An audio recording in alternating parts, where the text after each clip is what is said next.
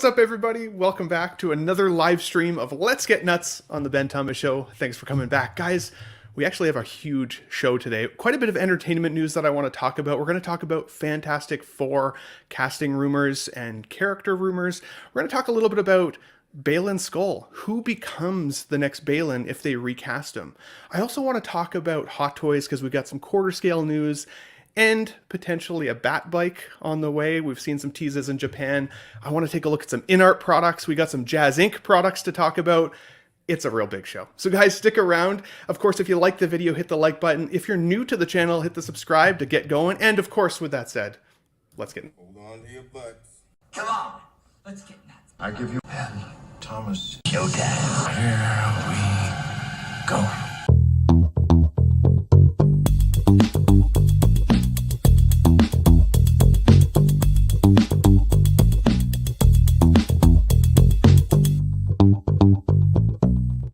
So I actually have one of the bigger panels that I've had in a while. So I gotta start off with, of course, my British correspondent from the great England himself, Pete, back with us. Let's Get Nuts. How's it going, buddy? Good to see you. Yeah, good. I missed you, Ben. Missed the show as well. So it's yeah. I had a few because I'd started a new job, so I kind of had to kind of get a bit serious. But yeah, now I've settled in. It's all going really well, and yeah. So I'm free to rejoin. So maybe not every Sunday night, but as many as I can. Okay, I've missed it, so yeah, looking forward to tonight's show. Nice. We got a big one and a funny show. I got a lot to ask you guys on the back end for sure. When you said, when you have a show called Let's Get Nuts, and in the show sheet it's called Let's Get Nuts, and then somebody like Pete says, I could be convinced to come back on this Sunday, Yeah. My immediate thought was like, I wonder what I have to do to convince him. So we'll leave it at that. Imaginations, of course. Yeah, so absolutely. From the Vintage Rebellion podcast, also Small Talk over on Collecting Weekly, we've got Chris back in the house, which I'm very excited about because you always have some unique opinions, especially when it comes to Star Wars. And we got some Star Wars to talk about today. So good to see you, buddy. How's it going? Cool, man. Glad to be Chris. back. It's always a fun time. And I'm always excited to find a controversial take on whatever you're talking about. So, it's good to just ruffle feathers, and that's what I'm here to do as usual. Well, and my favorite part is, like, unlike Zach at Collecting Weekly, we don't prepare much before the show. So, like, I don't even tell you guys what most of the topics are before I kind of just throw you to the wolves. And, of course, speaking of throwing you to the wolves, Jose G. Hernandez himself, the guy who keeps me fact-checked very well on the show, and also often feels a little thrown in. How you doing, buddy? Good to see you. I'm good. I can mentally prepare for the questions, but sometimes it's like, whoa, you gave me some loaded ones last week, but I appreciated them. I did. There were some loaded ones for sure, buddy. Good to have you back, man. Thanks so much for joining. Last, of course, but not least, becoming a pretty big regular on the Let's Get Nuts show, we got Eddie Money Mendez. How you doing, buddy? Good to see you. Doing pretty good, man. I'm This is excited a to be here. This is becoming one of my funner shows to be on. I think I like Sundays now. Heck yeah, dude. I was gonna say, having Chris and Jose on the same panel for you, you're putting yourself in the trenches there, buddy. You're gonna be. Okay. It's gonna be a lot of like, actually, and did you know, and Just like the Joker scene where he throws a stick in the middle of the group and just says, "Have at it." yeah. There you go. Tryouts, right? Tryouts. Exactly right. Guys, I want to always start with an icebreaker, a bit of a warm-up, obviously, on Let's Get Nuts. While people are rolling in, we'll check in with the chat here in a couple minutes as people kind of progressively come in. I wanted to start with this slide because it says here that Tim Burton doesn't want any Nightmare Before Christmas sequels or reboots. And I read this and I was like, well, of course he wouldn't. Like, why would that be the case? It seems like a great standalone film on its own terms. In my opinion, I don't want to see a live action version of this, and I don't think I'd ever want to see a sequel. I think this one stands alone very well. But my question for you guys is, either it's this movie or any other sequel or reboot that you can think of. What's one sequel or reboot that should never have happened? Pete, let's start with you today, buddy. I've got one of each, but I know that you probably want us to pick one, so I'll go with a sequel. And as you know, I'm a massive indie fan. Indiana Jones, love that guy. I've got a huge 1/6 indie collection. First three films, love them all. They've all got they've all got redeeming. I love them. Raiders is the best, but yeah, they're all great movies. Then we had Crystal Skull, so I would have said that because I really felt like that was a step down. Being such a fan of the character, I kind of found ways to enjoy it, and I found a nice re-edit that took out most of Shia LaBeouf's scenes, so I could kind of deal with it on that level. But obviously we got Dial of Destiny, and I really think they shouldn't have made it. Again, I feel embarrassed for it, and I talk to people about it, and I try and defend it, and I showed it I watched it with my wife and son over the summer, and I was watching it thinking this is bad, but I was trying to kind of, build up some positive. Yeah, it's a fun movie and stuff, and actually, there's very little to take away from it as being a positive thing, and I just think that Crystal Skull was a bit of an error, but I really think that Dial of Destiny really didn't need to happen, and it's going to be a little bit of a kind of embarrassing bookend to a fantastic movie franchise for me. Yeah. I did think Kingdom of the Crystal Skull would have been a more embarrassing end, to be honest. Seeing Shia LaBeouf swing through the trees like a monkey, and like some of the refrigerator scene where Indy gets blasted by a nuclear weapon, but is protected thankfully by a lead-lined fridge, and then scrambled egged across the grass. At least the Dial of Destiny, I felt like brought some serious tone back to it. Yeah, but the problem is he's 80 years old in it, and it just it's doesn't. hard to take it seriously. Just doesn't. Yeah, it just doesn't. I actually didn't mind the ending, like with the going back in time and all that sort of thing. I didn't mind that bit, but I just I felt a little bit embarrassed for the fictional character of Indy, to be honest. But that's fair. What about a reboot? There's worse films. But did you say you had a reboot as well that you'd thought of? No, prequel. Prequel. Not saying they shouldn't have been made, but I don't like the way they were made, and that would be the Hobbit trilogy. Interesting. Okay. Lord of the Rings was incredible. Lord of the Rings was incredible, and we didn't have enough time, and even the extended cuts still had to cut a lot out. They went completely the opposite with the Hobbit, and I know it was a studio decision more than Peter Jackson, but they turned that into a bloated turd. And we thankfully there's that cool recut of it, makes it into a 4-hour movie. It kind of works, but there's lots of bits in that make me cringe. It's great to see some of the scenes that we've known about and read in the books and everything, but on the whole, I think they always had to be made, but I don't think they did a very good job with them. And yes or no, sequel or reboot to Nightmare Before Christmas? No, absolutely not. All right. Mr. Jose, I want to hear from you, buddy. Prequel, reboot, sequel. What's one that shouldn't have been made, and maybe one that you loved? Okay. Oh. So shouldn't have been made. Probably, if you've seen the original Jim Carrey, The Mask, there was a sequel called Son of the Mask. Oh, no. With Jamie Kennedy. Yes. That was really, really, really bad. That was on my list, so good job. So that one. I would also mention, if you've ever seen the classic action flick with Keanu Reeves and Sandra Bullock, Speed, they also did a Speed 2. That was not very good either, so... Speed 2. I would say I don't those know if ones. I ever saw Speed 2, actually. Now that we There was a couple, I looked up stuff, and there was a couple things I never knew had sequels, like Speed, Titanic. Oh, at Titanic 2. Yeah, there was a couple of them. I was like, what the hell? How do you even make that? That's amazing. Good picks, Jose. Any ones that you loved? Ones that you would say was your favorite sequel or reboot? Wow. Well, there's a lot of sequels that a lot of people, put on par with the original. Terminator 2 is the one that comes to mind always. Spider-Man 2 for me. Spider-Man 2, yeah.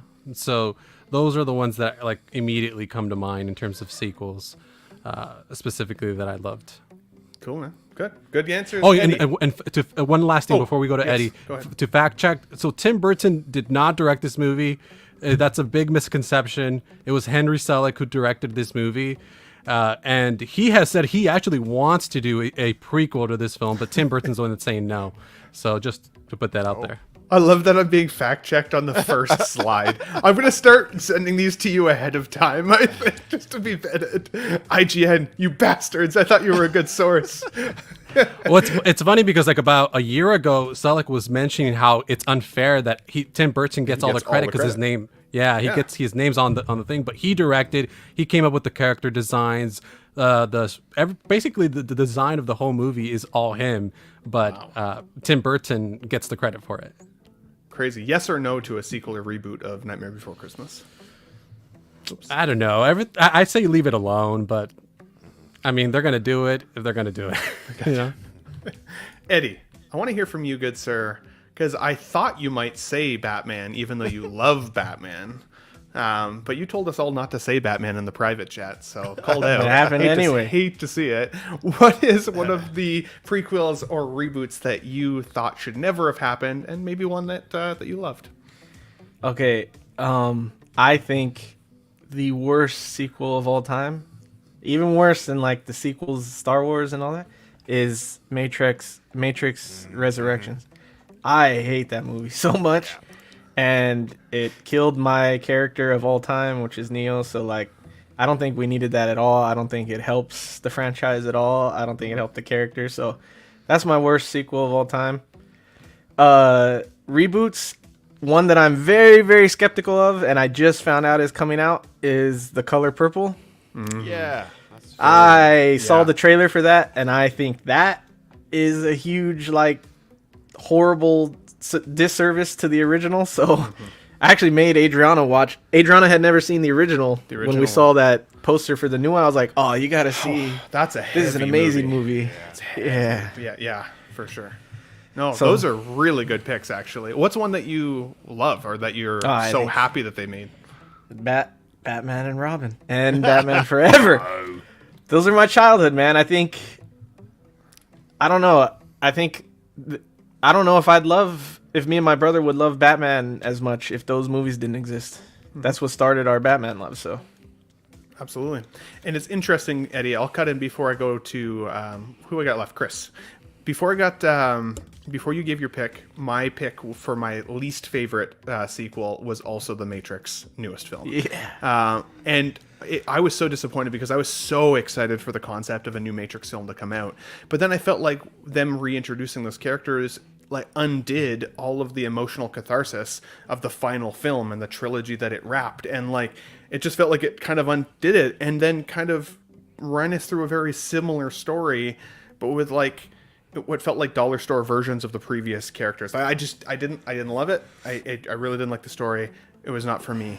One that I would say also was on my list for ones that I didn't love was actually the RoboCop sequel with Joel Kinnaman. I like Joel Kinnaman a lot, but I like the original RoboCop 1 and 2. I never really felt like they had to go back to it unless they were going to do something a little bit more classic. And then one that I did love was a film I actually rewatched last night in preparation for the show today, and that was the Pattinson The Batman film. As a reboot to the Batman franchise, I loved Christopher Nolan's Batmans, and I was like lukewarm on another Batman even coming out, especially when I heard it was Pattinson. Same effect I had with Heath Ledger's Joker back in the day, and he blew me away. He did a great job. It's an awesome freaking movie, just really long. But Chris, what about you, good sir? What's one sequel or reboot for the warm-up that you think should not have ever been made, or maybe a good one that you love? Well, there's so many possible answers, right? Like, the obvious one is the Marvels because it lost like $100 million.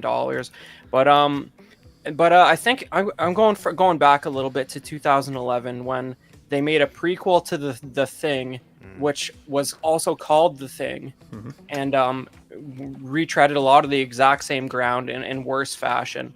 And not only was it redundant, and they did the terrible thing where they gave it the same title, but Legendary Effects House Amalgamated Dynamics did a bunch of state-of-the-art 2011 practical effects for that film, which then a producer decided would be CGI'd over top of. So it's just the most tragic thing you could ever imagine, really. It's just like, why did you guys even... This is, it's not even that terrible of a movie besides the fact that it's like... you're led to believe that all those guys should be speaking Norwegian by the original film, and none of them are. But it's not terrible. It's just a big why, and the idea of doing all that work for all those animatronics and then CGIing over top of them is really just one of the most soul-crushing things I've ever heard about in cinematic history. It's just very weird and off-putting. And do I care about a prequel to Nightmare Before Christmas? Not at all. It's not going to detract from the original movie. It's an animated musical. You don't watch that for its precious narrative that can't have anything take place before or after. It's going to be a slightly worse version of Nightmare Before Christmas. Nothing new. It's just what you get. So I'm fine with it. It's not, the original is still going to exist. Hey, you know what though? If they come out with a banger of a movie, I am going to bring you back in the show and be like, "Tell me what you really feel now, bud. Tell me what I'll you be really so feel." happy. I hope they do. I really hope they do, but I don't believe they will. 100%, dude. Well said. And for me, it's also a no when it comes to this film being rebooted or sequels. For a lot of the same reasons you guys said, I just don't think that it's necessary at this point. Guys, we're hovering around almost 40 people already here in the live chat with us. So, you know what? We got to check in with everybody. But of course, we have to introduce them first. Is that everyone? I keep on if you want.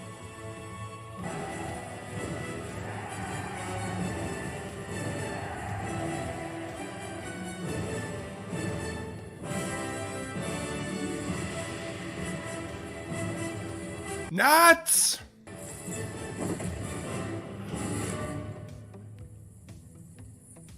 Assemble. Love to see it. Guys, starting off, of course, we've got Vintage Rebellion's podcast himself here with Popcorn and Eyes. Defet, your comment made me laugh backstage before we started the show. He says, "Get ready to bust some nuts, fellas. To clarify, the nutshells are somewhat difficult to work with. You may need a tool of some sort to remove them from their tiny prison cells. Swallow those nuts." You hate to see it. We got Noble Young in the chat. Says, "Yo, that's my man right there. We call him Little Nuts." We've got X-Men Supreme here in the chat with us as well. I've got some photos from X-Men Supreme that I'm excited to share with you guys next, so stay tuned. We got Trevor Weed himself here, says, "Happy Sunday. Looking forward to seeing why Anya Taylor-Joy is in the show image." Absolutely, we will talk about that, good sir. We got Jazzy in the chat. What's up? Good to see you, buddy. Sith scale collector, my apologies, says, "What's up, collectors? Let's get a little nutty." I think we've also got some photos from him as well today, so stay tuned. Pete Cass in the chat himself. We've got Mr. Alvin J, the very first person who ever sent me a super chat live.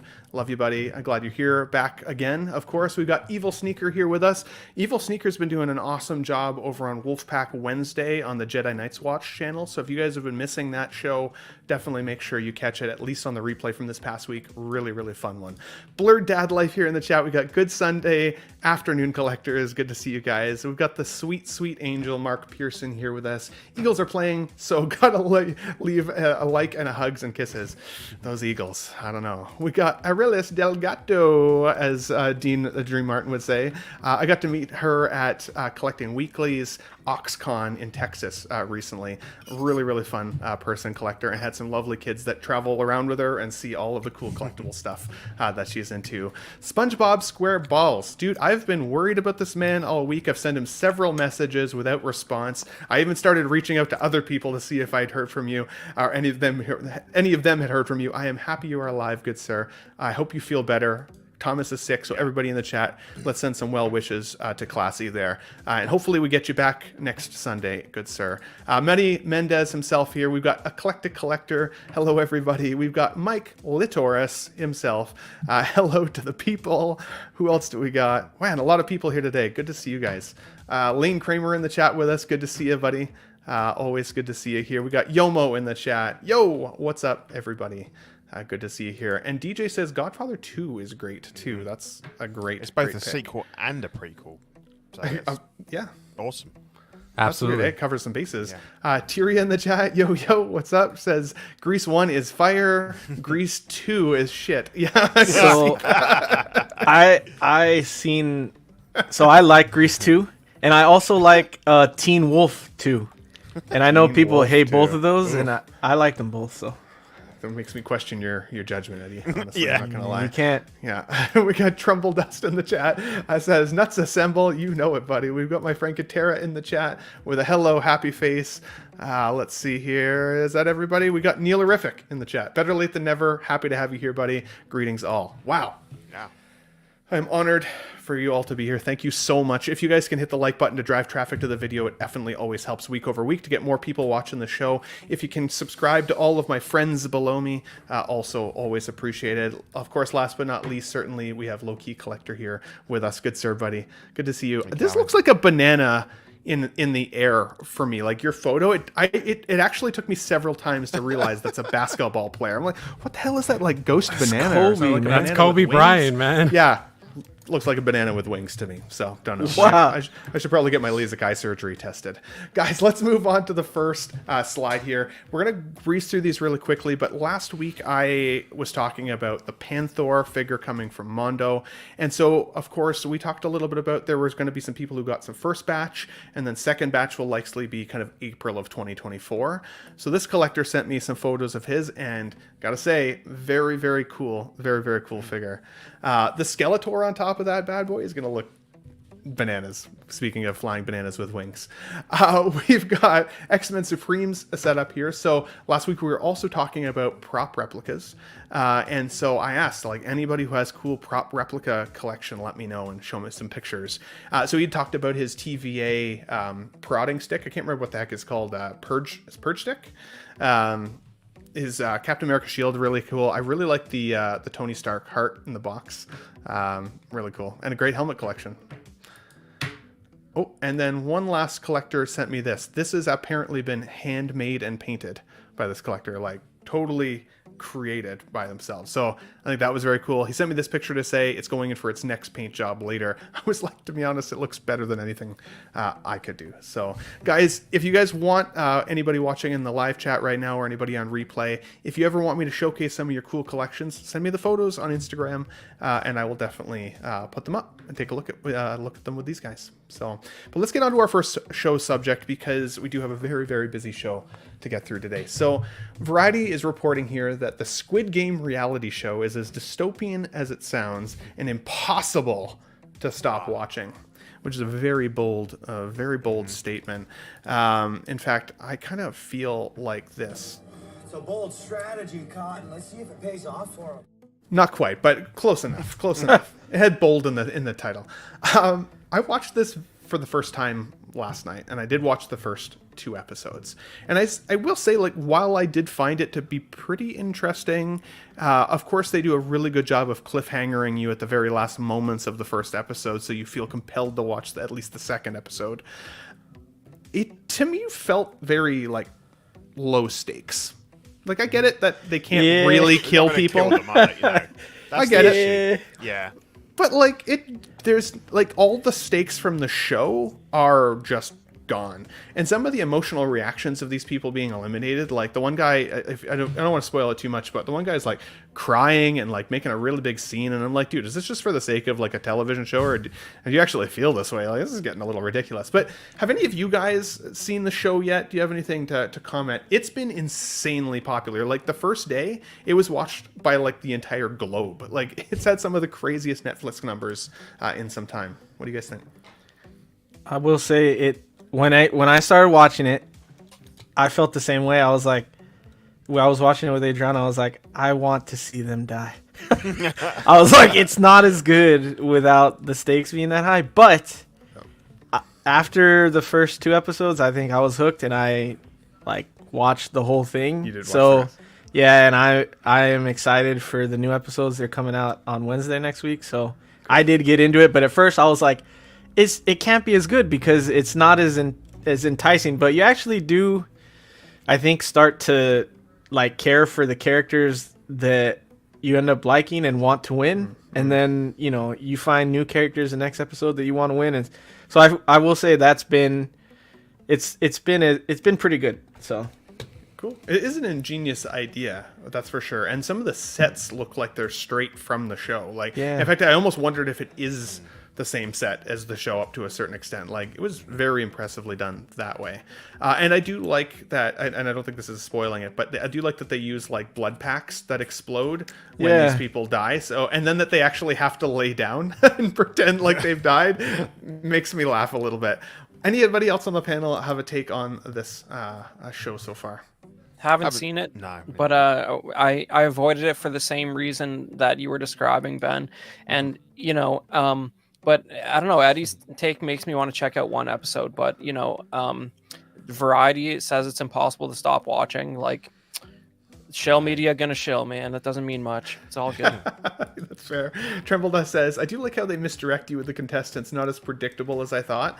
And I will say, kind of like you said, Eddie, like there are a few characters now that I kind of hope get eliminated based on their kind of personalities. Yeah. And then you can also see like the people who start to make friends with everybody. You can see them starting to get kind of voted off the island too. You're like, I'm coming for that guy. He's too popular. He's going to make too many connections. So I don't know. For me, I'm going to give it a chance. Like Eddie said, watch it to the end of the first 5 episodes, and maybe I will update you guys there. But let us know in the chat, guys, what you think of Squid Game, the challenge on Netflix right now. Let us know if you guys think it's worth the watch, if it's something you'd be excited to see make a return over and over again. It's a very gamified show, but so was the original series. Does it bug you that nobody actually dies? I mean, maybe I'm just morbid. I don't know. We'll see. Pete, What If is coming up, season 2, on December the 22nd. And I was thinking about it, both for kind of like figure-related news, but also just entertainment news. I liked the first season of What If for the most part. There was a few episodes in there that I really didn't enjoy. I didn't like the jokey Thor episode. But the Ultron episodes were insane. You really got a chance to see what could have gone sideways if Ultron had got the Infinity Stones and kind of progressed to that next step, right? What were your thoughts on the original season 1? And are you looking forward to season 2 at this point coming up? Yeah. I really enjoyed it. I think I'd agree with you that the Thor one was a bit lame, but the rest were pretty good. Some really good ones. Obviously the zombie one was good fun. I thought the first one was good with the Captain America kind of switch around. I like the fact they're all wearing Christmas hats in this. I don't know. Does that mean they're all going to be kind of Christmassy episodes, or is that just? Yeah, that'd be cool. I thought it was good. To be honest, I thought it was one of, if not the strongest of all of the Marvel TV shows, to be honest, that have come out so far. Not been blown away with most of them, but I thought the first season was really good, and I would definitely be watching this one.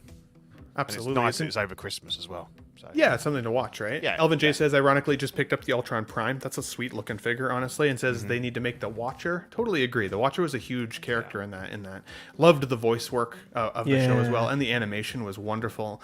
Do any of you guys put Santa hats on any of your 6-scale collection at Christmas? Or just, I had just Deadpool McClane. still. Just McClane? Love it. Oh man, you have That's a John good choice. McClane? Yeah. That's Sick. awesome. From what film? From Die Hard 1 or? Yeah, first one. Yeah, Die Hard. First one, yeah. It's like my first ever custom figure I made, like a long time ago. I don't know if I've seen that, to be honest. I don't think I have either. Nah, I'll send some pictures. It's cool. X-Men Supreme says, I want a live-action Captain Carter. Oh, 100%. That would be awesome. Eddie, what do you think about Season 1, how it ended, and are you looking forward to Season 2, especially if it's only Christmas-themed? It is a bit of confusing marketing on this one. I really like Season 1. Ironically, though, I don't think I saw the last episode. I don't know why. I was into every episode, I think, except for the Thor episode. But I did like it a lot. I love the voice cast. I really like the girl they played to play Black Widow, because it's not Scarlett Johansson, but I like the actress. And I love the dude that plays the Watcher. He's a really good actor, in my opinion. So I like it. I'm excited for 2. I love the Guardians of the Galaxy Christmas episode. So me too. Yeah. So if it's kind of like that, I'm cool with it. Cool.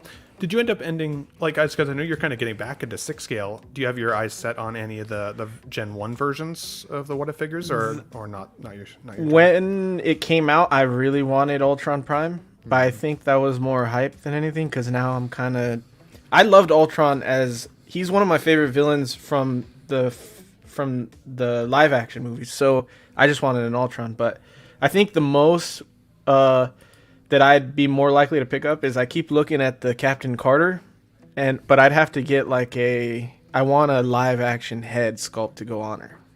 So that's that. Every time I see it, I'm like, if it goes on a big enough sale, I'll get that and put like a Peggy head on her. I think it'll look great.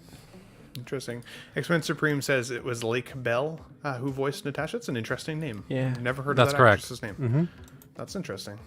What about you, Chris? What do you think about What If Season 1? If you watched it, are you excited at all for What If Season 2? Is this your jam? Yeah, I think it's one of the better Marvel Disney Plus series just because I think the idea of the cinematic universe is really what's holding Marvel back at the moment. You know, I think they should just break it all up, have standalone films, and they'd be able to have a lot more impactful single films. And you get a little taste of that in this. I do hope it's not holiday themed though, because I don't think that will age very well after December. And you know, you got it's all about those repeat viewers for these streaming platforms. And if you check it out due to word of mouth a few months later, it might feel a little off. That's true. That's a good point. It's just the way it's seasonally set, right? I think it's interesting too. We got teased figures like the T'Challa, for example, in the Star-Lord outfit. It's still on Hot Toys' website right now, or Sideshows, I should say, as like a coming soon, figure preview. But I don't think we're ever going to get that at this point, to be honest. I think we would have got it by now. I'm also really shocked we didn't get an animated Dark Strange from the Strange episode, because like that was a crazy episode. So, I mean, maybe at some point we'll see it. Obviously, Dead Strange from the Multiverse of Madness is likely around the corner here in the next month or so. So we'll see. I think that's going to light people's figure collections on fire. It's an absolutely insane figure. But Jose, what are your thoughts on What If Season 2 coming up? Is there any characters you're hoping we get a chance to see that maybe we haven't explored yet from Season 1? Okay, so I'll tell you off the bat, I did not watch What If Season 1. I just never got around to it. Yeah, I never got around to it. I don't know. It just didn't really pique my interest. I saw a few clips here or there. This particular, the Doctor Strange episode. I think I saw some of that. And then the Spider-Man one where he's wearing the cape. So I saw a little bit of that. But again, yeah, I saw that. And it's funny because I believe that episode with Spider-Man was the first acknowledgement of Uncle Ben ever in the MCU, because apparently he doesn't exist, or he doesn't care about him in the MCU. So anyways, so I didn't watch, so I don't really have a say on this in particular. I did think the figures were pretty cool. And again, I did hear some of the story arcs were pretty cool, especially that Doctor Strange thing. I remember like a friend was pitching that episode hard, but You're getting absolutely ragged on in our chat right now. You hate to see it. No, fair enough. Honestly, I wasn't sure it was going to be for me. I ended up actually really enjoying it. The Thor episode, while people did say it was funny, it almost lost me, and then I got brought back in with some of the final episodes for sure. It did take me 2 tries though, actually, to watch the final episode, which was weird. Even though as intense as it was with Ultron, the first time I watched it, fell asleep for whatever reason. It doesn't happen to me very often. But guys, great take there. With that said, anybody watching in the chat, let us know if there's any characters you're hoping to see in What If Season 2 that maybe we haven't explored yet. If these figures come out with Santa hats, is that something you would consider buying for your Christmas collections? Love to hear from you guys down below. Let's move on with this. Chris, I want to start with you on this first, because I know you're a huge fan of absolutely every new Star Wars property that's ever existed up till now. And Ahsoka, of course, came out not too long ago. Now, to me, one of the best parts of Ahsoka, truly, was the character of Balen Skull. He was awesome, great presence from this actor, and unfortunately, of course, rest in peace to this gentleman, because he did an amazing performance. One of my favorite performances of his was actually the Punisher Warzone, I think it was called, which a bit of an underrated movie. I feel like it didn't get too hyped, not like the Thomas Jane Punisher from back in the day, but I loved Punisher Warzone. It was a badass movie, and Ray Stevenson was really, really good in it. But of course, this man has passed away, unfortunately. And so the conversation around Star Wars now is, well, what do we do? It sounds like from Dave Filoni's perspective, there is still some story to be told here with this character. The way we end the series You know, he's kind of looking off into the distance. Clearly some shit's coming his way. What happens if we never see him again? So I've seen some people casting these two gentlemen potentially in the role if it were recast. But my question for you, Chris, is what did you think of Ahsoka to begin with and Balen Skull? But also, do you think this is a character that should be recast, or should they find another way to tell the story? Oh man. All right. So I'll be absolutely shocked if they recast him. They've bent over backwards so hard that they've permanently injured themselves CGIing actors, so they didn't have to recast them in this exact same scenario. I think what's going to happen is that he's going to go into some temple related to the father, and he's going to somehow be merged with some sort of father and or son voodoo energy, and he's going to be a whole new guy. He's going to be like some type of like new being that then they can recast him, because he's gonna somehow integrate with that something in that temple, and that'll give them an excuse to recast him, so it's not exactly the same guy. And I think that's what they're gonna do, because it's just gonna be weird to recast him, because it's gonna be so narratively, it's gonna be so hot on the heels of what we just saw. And I think that you're right. It's a real shame that what happened to him, of course. I think he was one of the more interesting things in that show, him and Shin. But I think that's just because those two characters are just all style. They're not much substance, but then the show is not much substance. I think I liked about 2 out of 8 episodes, frankly. But you'd if you told somebody while the Clone Wars was on TV that someday you're going to get 8 episodes of live action Ahsoka, and it's all just a lead up to something you may or may not get in 2 years where it'll actually pay off. It's really just the biggest tease ever. And it's like, it could have been 2 hours if all they were going to do is let Thrawn finally get back to the galaxy at the end. Mm-hmm. But, it's brave. They're getting into gods in Star Wars, and that's new for live action, at least.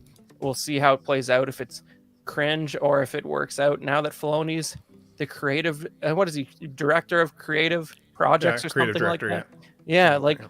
Yeah, I don't know. It's sounds like he'll have more of a pulse from the get-go of production, though, and like the story from the get-go, as opposed to being brought in after it's developed, which will be helpful, I think. And the other thing is, all those guys who said if only he was the decision maker, well, we're going to finally find out if that was the right call. I hope it was. 100%. X-Men Supreme says here, ooh, what if they make him younger somehow, with a whole new guy can easily take over? A fountain of youth of some sort that he visits, maybe, right? Pete, what do you think? Recast, eliminate the character altogether, tell a different story. What do you think they should do in this predicament? I'm not sure there's a right or wrong answer. For me personally, I would say no. But then, it wouldn't be the first time that the wants of the studio would come before the respect for the actor, and it's not necessarily like somebody's like Tremor just says, the actor is not the role. To be honest, he was really good, and I don't know obviously what part he's still got left to play. He's kind of been sort of deserted, left. It's just a real shame. He's a great guy, great actor. I really wish Hot Toys would bring a figure out of him, just sort of just as a tribute kind of thing. I'm sure you could get away with not having him in it. You've got Shin, if there's a story to be told there, or something along the lines of what Chris said. But it's difficult. But I mean, personally, I'd like to say no, but I can see arguments for it as well. But for me, recasting really takes me out of the immersion of the character. And so even when we saw the recent Game of Thrones House of the Dragon, Loved the show, loved the first season. But what they did with Rhaenyra, where they took the young actress and completely changed who the actor was or the actress was for kind of the second half of her life. Yeah. But then there were other characters that looked exactly the same from their younger version to their elderly version. It really took me out of it. It felt like she'd been fired mid-season, even though that wasn't the case. Like it was an actual like directorial choice, which I don't know. Like I just didn't love it. It breaks my immersion.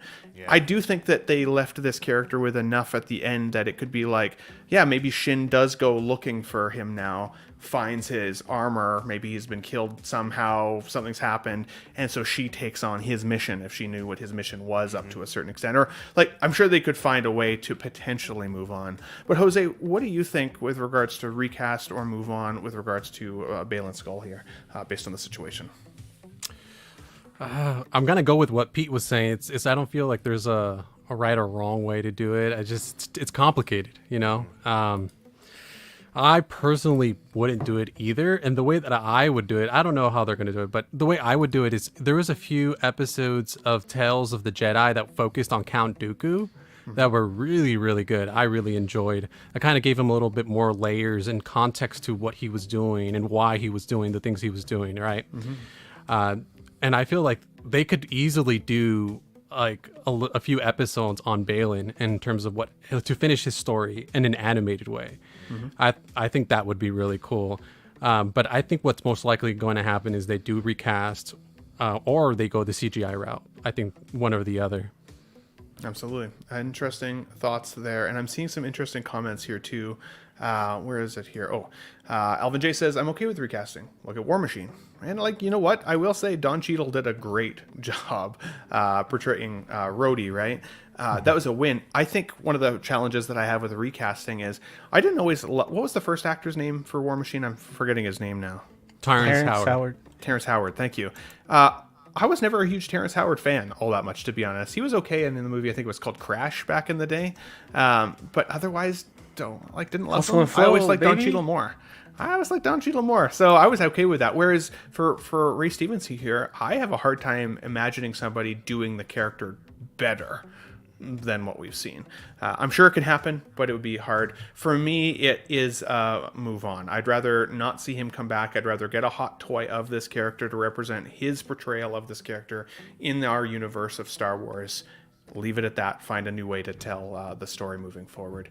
Eddie, I want to get your take here on the next topic, but let us know in the chat here, guys.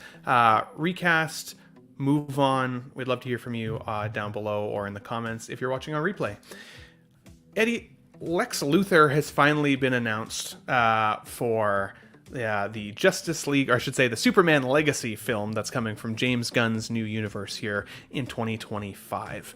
I'm really excited about it, to be honest. I've liked virtually every movie I think that James Gunn has ever done. Slither is a movie that I didn't even realize was done by James Gunn back in the day until I rewatched it even just recently in a hotel room, which was random. And I was like, man, I love this movie. Realized it was a James Gunn film. Slither, if you haven't seen it, you got to check out. But I'm really excited to see what he can do with Superman, the cast of characters that comes along with Superman, because he took Guardians of the Galaxy, a crew that I had no familiarity with, and made it one of my favorite stories in the MCU. What can they do with DC? Nicholas Hoult, I just recently watched him as Renfield, and while Renfield wasn't an amazing movie by any stretch, he was actually probably one of my favorite parts, and he's been a relatively strong and upcoming actor. One of the first times I ever noticed his strength as an actor was actually in the movie Warm Bodies, which is a bit of a rom-com at Valentine's Day as a zombie film. Kind of fun. I'm stoked about the concept of him as Lex Luthor, but Eddie, I want to hear from you first. What are your thoughts on the upcoming James Gunn's Superman Legacy film and some of the castings that we've seen so far, including Nicholas?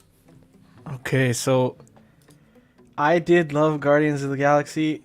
I'm skeptical of James Gunn though. I don't feel that he can take on such a big IP like this and succeed. I'm a little worried he's like Taika Waititi, which is like he had a very strong opening, which I didn't even really love Thor Ragnarok, like until all the crap we got now. Now I can enjoy Thor Ragnarok because it's much worse. Everything's much worse. But I have a feeling Gunn is a little bit like him, where he got so much praise and he's getting so hyped up that I feel like he's gonna get in a big head and he's gonna make decisions that he's gonna be like, oh, this is what we need to do. This is it, and he's gonna ruin a lot of it. So I'm skeptical with him. But Nicholas Hoult was supposed to be. He was one of the lead cast for Batman before they hired Pattinson, and I was a little upset that he didn't get it because I love Nicholas Hoult and I thought he could do a great job. And then I heard he was interviewing for Superman in this new one, and he didn't get that, but he got Lex, and I feel like that's a blessing in disguise because I think as Lex he's gonna do amazing. I think he'll be a great actor for that character. So I'm excited to see that at least. But I am very skeptical of some of his decisions going forward, because some of his decisions were he wanted to recast and start fresh with everybody, but now he's hiring older guys that he's friends with for certain roles, and I'm like, wait a minute, why are you hiring older? You said the whole point of your new thing was to hire young and start over, but you're hiring the people that you like to continue. So I'm a little worried about that too. So I don't know. I'm skeptical. It's interesting because I think depending on the vision, depending on the story that's being told, and depending on the script is really going to be the most important factor as to whether this film is good. I think you can put amazing actors in a shit film and it's still a shit film if the script is terrible. I don't think James Gunn will give us a bad script. I do think he'll set these people up. I think he often chooses people he's familiar with because he knows how they act and how they can kind of portray a character potentially. But it does kind of remain to be seen. Jose, I want to hear from you. What are your thoughts on Nicholas Holt's casting, as well as this gentleman here who is very familiar? I can't remember his name other than seeing him here in the title. Skylar Gisondo. Very unique face on this man, and a very loving personality in the films I've seen him in, I guess. But what are your thoughts on the castings here so far for Superman Legacy? I think they're pretty great. I really like Nicholas Hoult. If you've seen the movie with Anya Taylor-Joy, The Menu, that's a great film, and he's in it, and he plays kind of a douchebag in that. So you could kind of see a little bit of the mannerisms that he could carry with Lex.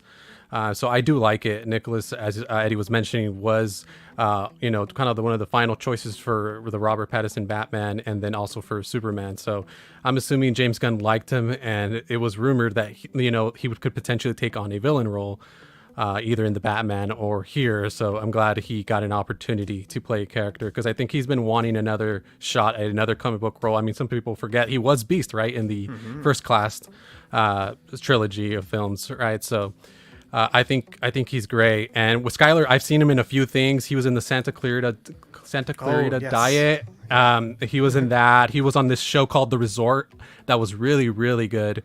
That I really enjoyed. He's been in a few things, and he's always really funny. He's actually funny. He was actually one of the younger brothers for Gwen Stacy in the Amazing Spider-Man movies as well. So he's been around. So I think he fits perfect for Jimmy Olsen. Awesome. I agree on the Jimmy Olsen piece. I think he's going to be fantastic there. Pete, you put a really good comment here in the chat. And actually, before I get to you, Pete, because X-Men said the same thing I was literally thinking, was Tom Hiddleston didn't get Thor, and look what we got out of that. So yeah, him being Lex, I think is potentially a much better career choice for him. But you also mentioned Beast as well here in your comment. Tell me what you think of this casting, Pete. Yeah, I think he's a good actor. I think I've previously said that I'm a little bit.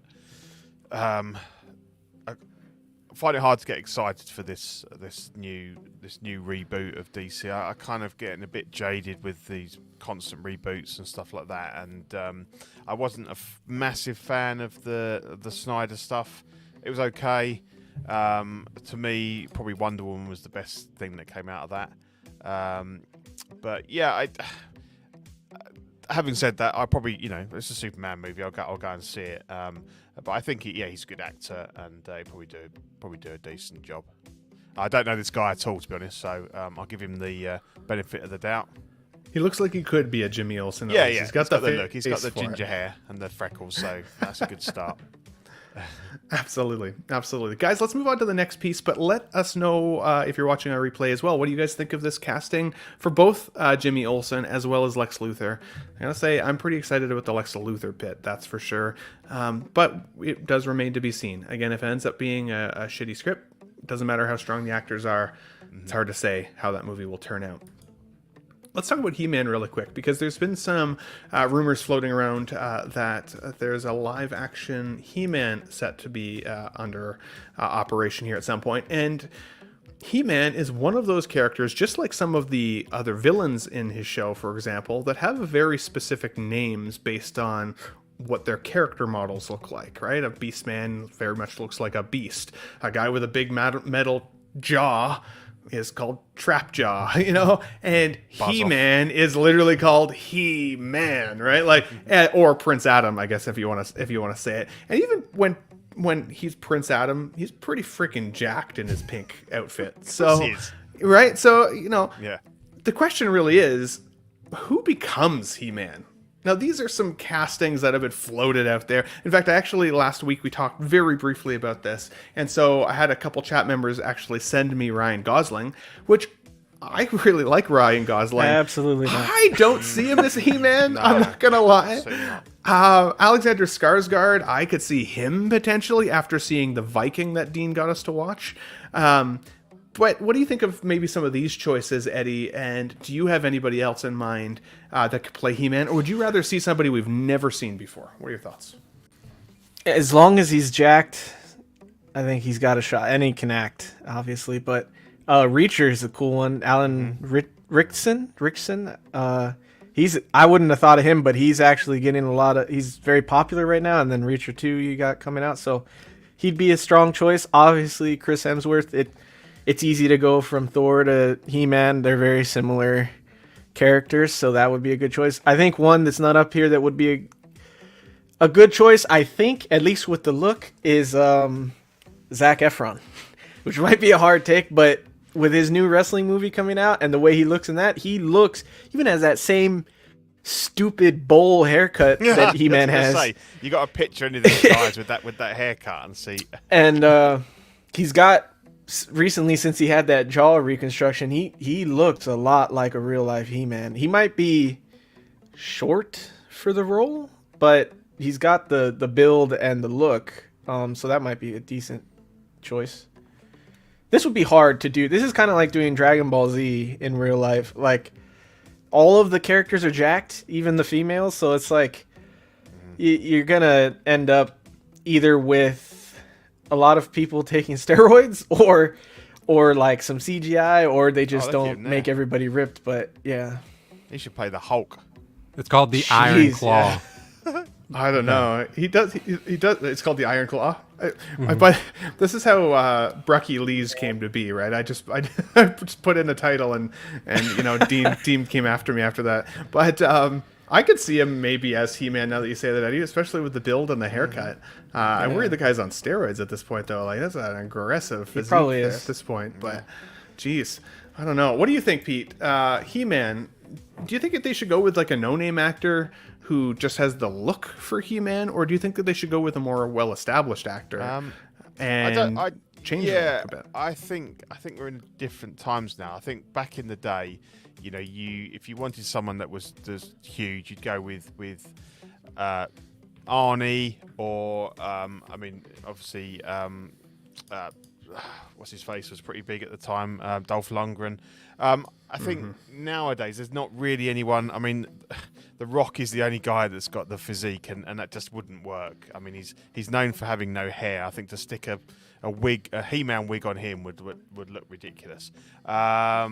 It's almost what we need, a modern Arnold. So I think, in that respect, probably an unknown, and then you could have lots of big personalities playing the Skeletor and the baddies and stuff like that, and that they would be kind of the I don't see any of these guys. Definitely not Ryan Reynolds. Not Ryan Reynolds. Ryan Gosling. Sorry, Ryan Reynolds. He'd be fun. He'd be brilliant, but he hasn't got the physique, obviously. I can't. Nobody jumps out at me as saying like, you know, that person should play him. But I'd be up for it. I think I've got a soft spot for the original live action movie. It's not a great movie, but I quite like it in a nostalgic way. Yes, well fact checked, Trevor Weed. You are not wrong. I think even the second live action. The chat has a great choice there. Kevin Hart. Yeah. What do you think of Kevin Hart? Can you imagine? Yeah, love it. Some Short King energy. Love to see Not it. impossible. You know, Pete, I'm Wow. actually disappointed because I've been going to the gym quite a lot. I thought one of you guys would be like, you should clearly be He-Man, Ben. Clearly, Maybe Prince I've got Adam. the structure for it. I do like to wear pink. Yes, sometimes, definitely do. What do you think, Jose? Who should be the next He-Man? Do you have a casting in mind, or do you think it should be somebody that's unknown that can kind of train into it? An unknown would probably be my pick, but they were mentioning a few. I was looking at the chat; they had a few good choices there. The guy who played Drago's son in Creed 2, he's pretty good, and he's been in a few things. He's also in Shang-Chi. He was the one with like the big old like robot hand or whatever. So that might be interesting, but I don't know. I don't think I know enough about He-Man to kind of have a choice, but usually unknowns, if they could give an opportunity to someone who has the right physique and the right look, that's what I would go with. Yeah, because I don't think you can wear a muscle suit with this outfit. Like, he's basically in a loincloth. You know, like, I wear more clothing to the beach most of the time than this guy. So, thankfully so, obviously. Thankfully so. Guys, let's move on. But we do have 41 people watching in the live chat right now. Thank you so much for joining us for a Let's Get Nuts Sunday. We love you guys. If you can subscribe to the channel here, if you haven't already, definitely appreciate it. And to all of my friends down below, including the Collecting Weekly channel and the Vintage Rebellion podcast. I know, Eddie, you're not doing much on Made Media lately, so you just tell me when you want me to start pumping that again, buddy, and we'll do so. Okay, but guys, I want to talk a little bit about Fantastic Four rumors lately, because this has been an extremely divisive subject going around communities. We're looking at Anya Taylor-Joy on the left here, paired beside a photo of the Silver Surfer.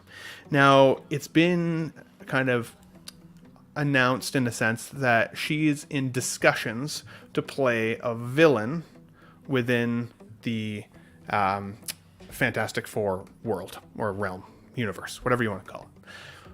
There's absolutely, to be clear, been nothing that's stated from official channels that she is going to be the next Silver Surfer. This is a absolute like rumor piece that's floating around and is caught fire.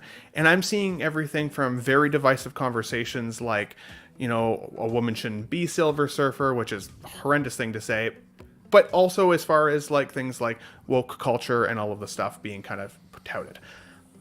I wanted to make this very clear. She has not been cast as the Silver Surfer yet. But if she were to be, there has been a female Silver Surfer that's existed in comics named Juno. She exists. So this is absolutely a character that could exist within the Fantastic Four world. But I'd be curious to see what you guys think about that, because this particular version, if she becomes the Silver Surfer, would definitely be a different feel than what we've seen before.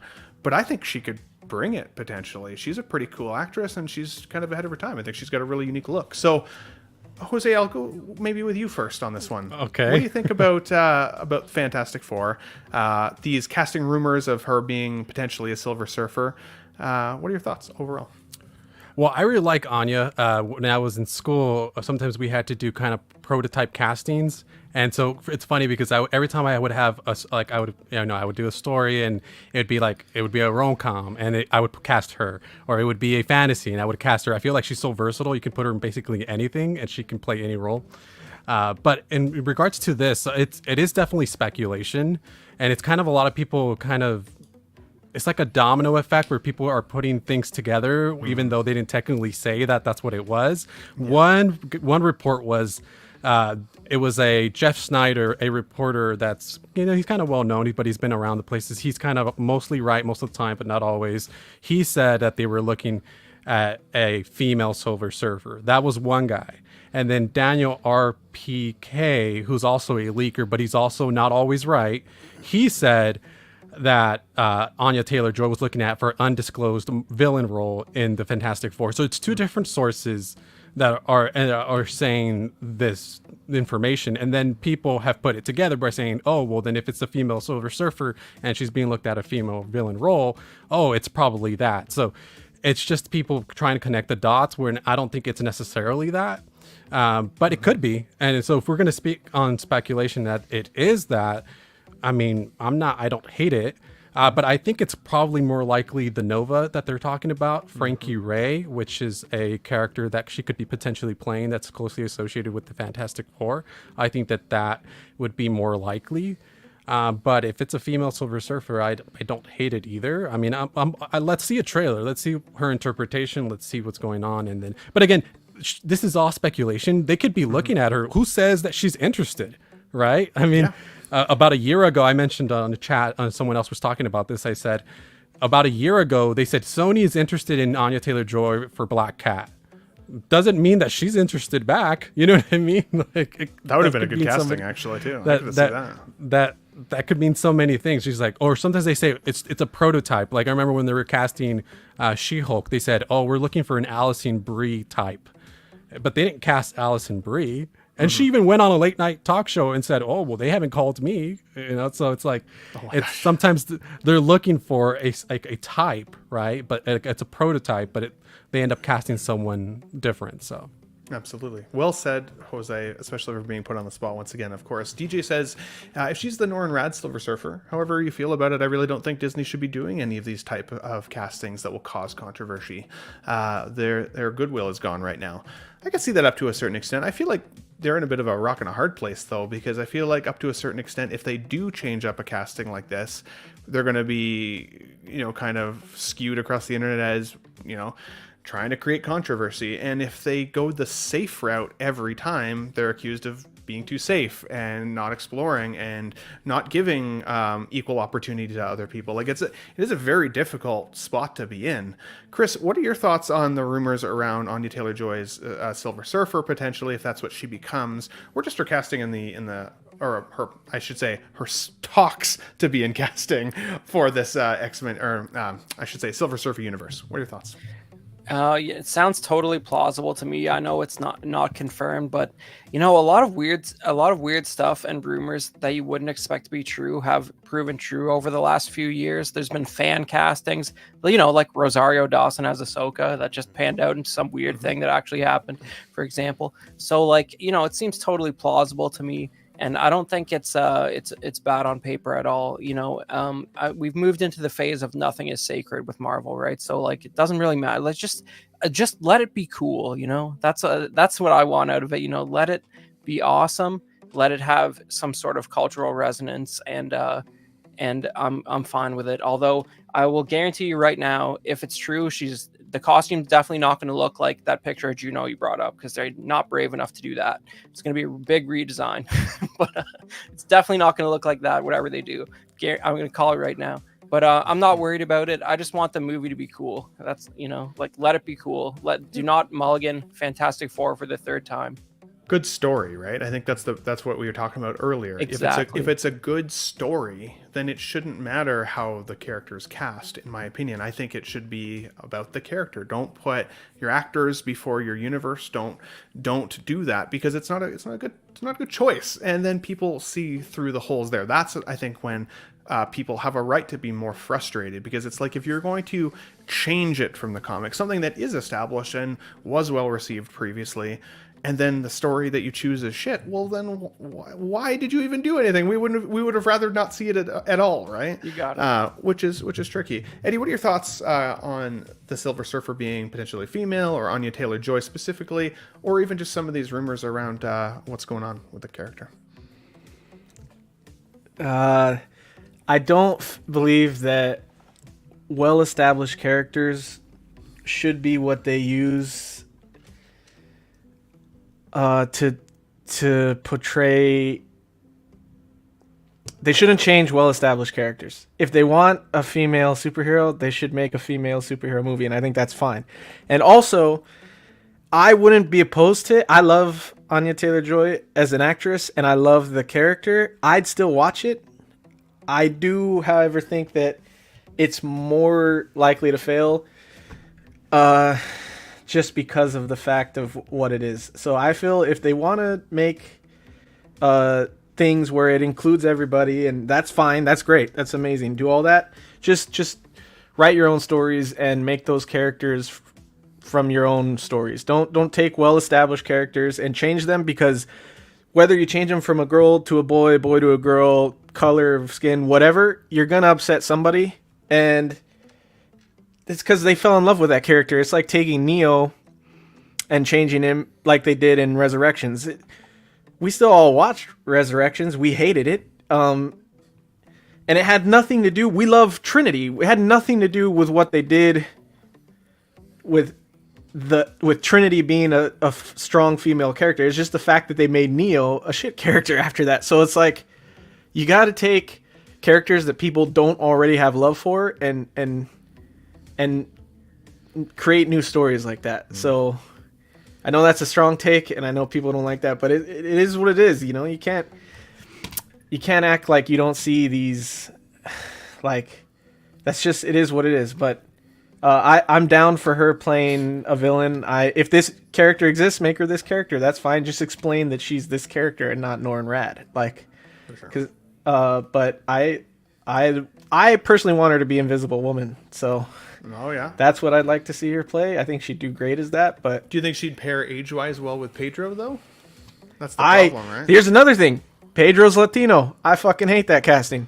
So, no, I don't think she pairs well with him. But also, they shouldn't have cast him, as I would have much rather had Kylo Ren. You felt like that was too divergent from the main character. You're saying? Also, old. He's too old. Unless they're trying to make him sort of the new Tony Stark of the next phase, because they could do that. He's a very well-known character that's usually like takes the lead like that. So I don't think she would go well with him, but I also don't like that casting either. So fair. Yeah, it is what it is. Spicy take as always, Eddie, but fair. I think we understand what you're trying to say there. First F-bomb, we made it. I didn't. It was way past 15 seconds. So way past 15 seconds. Great. We are good. I agree with your takes there, guys. I know Doom, Dr. Doom has been kind of floated as potentially a next big bad. We talked a little bit about that last Sunday. What if they make her, instead of a Victor Von Doom, a Victoria Von Doom as well? That's always possible, right? They could do anything, I guess. As long as the story is good, I will still show up to watch it. But I would like to hear from you guys in the comments. Please, if you're commenting on this, keep it as respectful as possible. I know it's a divisive topic, that's for sure, and it's hard to be sensitive while also having a hot take, but at the same time I think it's worthy of the chat, because as I said, are you feeling the same way as some of us that no, they shouldn't change anything, they should stick with these characters and their origins, or does it just take a good story to feel justified in making that change? Let us know what you guys think. Guys, we're about halfway through the show. We've got one more piece of entertainment news that I want to talk about, then we're going to get into some 6-scale figure talk as well. I wanted to bring this up really quickly because this did come up in my Facebook feed this week.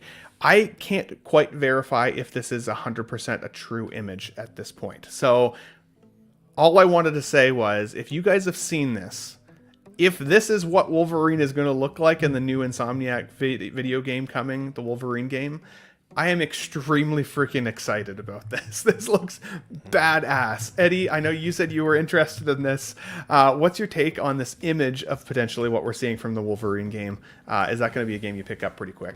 I will get a PlayStation as fast as I can to play this. I played a little bit of the first Spider-Man, and I haven't played Spider-Man 2 yet. I've talked about this a lot streaming, but I just can't sit down and play games anymore. However, I love Wolverine, and one of my favorite PlayStation games was a Wolverine game back on might have been PS1.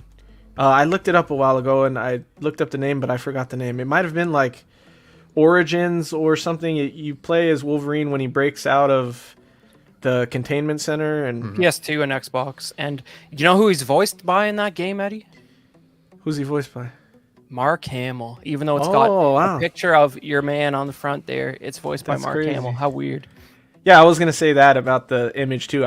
It feels like a fake image only because the image looks like Hugh Jackman. You like Hugh Jackman? Yeah. But this would be so exciting to me. I love Wolverine, so. Yeah, absolutely. Yeah, I don't think it's a real image, unfortunately, guys. DJ's saying here it's not. Don't think they're close to finishing the game. It comes out next year.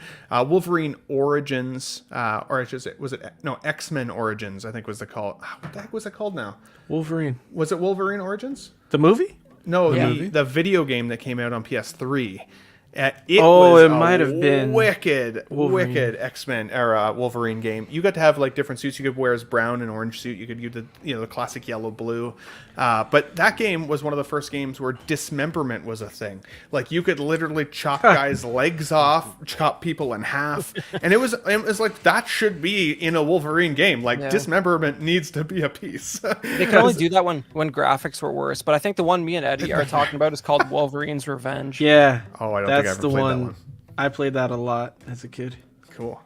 That's cool. Does anybody else have a take on this before we move on the Wolverine game? I think whether it's fake or real, it's clearly channeling a bit of the old man Logan, which is a fantastic comic book. Really enjoyed that. Obviously, he's a little bit older in that, but it's a good look. It's a cool look. I hope it's a good game. Absolutely. I'm very excited about this one. Spider-Man 2 has been a pretty good game. I'm at about 85% completion now.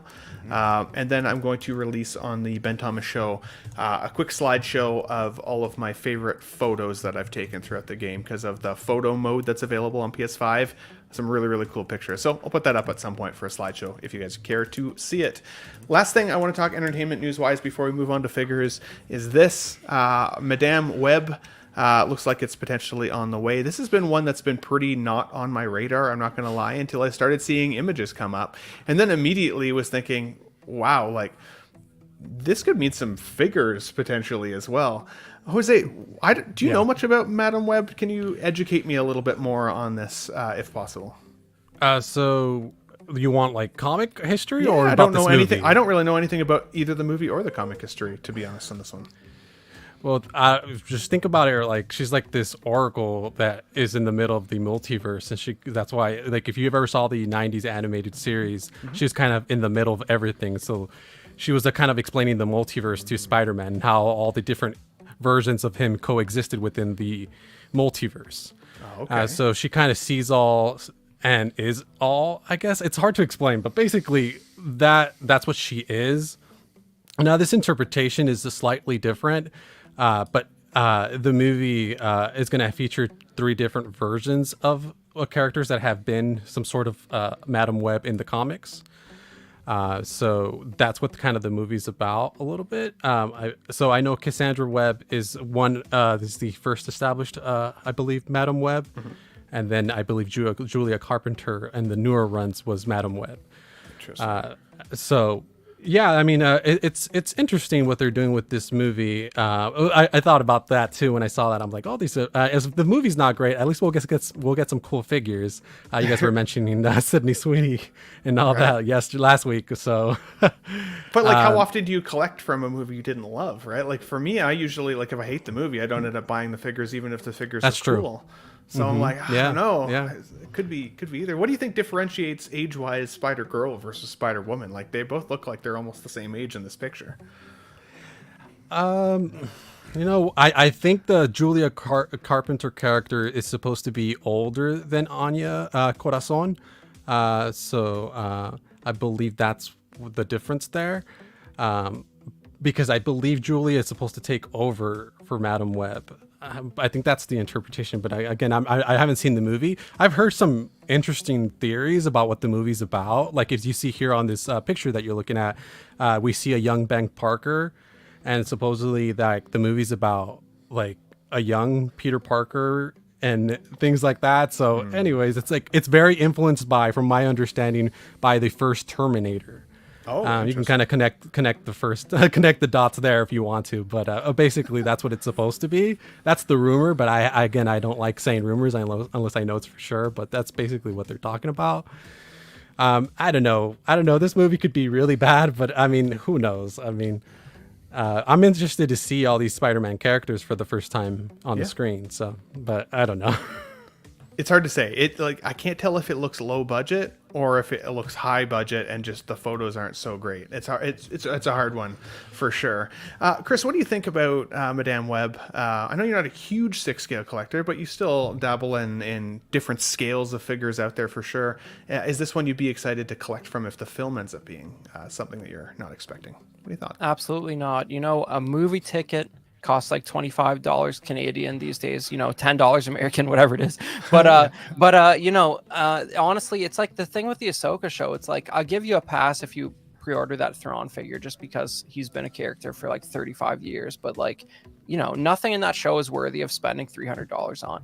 And I really hope this movie like pans out good, but like the trailer's a little bit weird.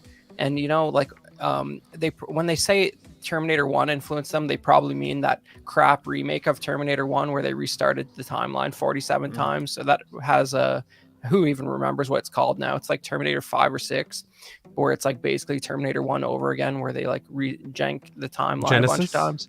There you go, maybe, possibly. But you know, I don't know, man. Like, I hope I'm wrong, but like it almost seems like, you know, it's just so funny like seeing these trailers in reference to that whole South Park Pandaverse episode that came out, because it's almost like they had future knowledge or something, man. Like, you know, this looks like it's the movie they're making fun of in that South Park episode to me. And it's just like, oh, for God's sake, just let it be good.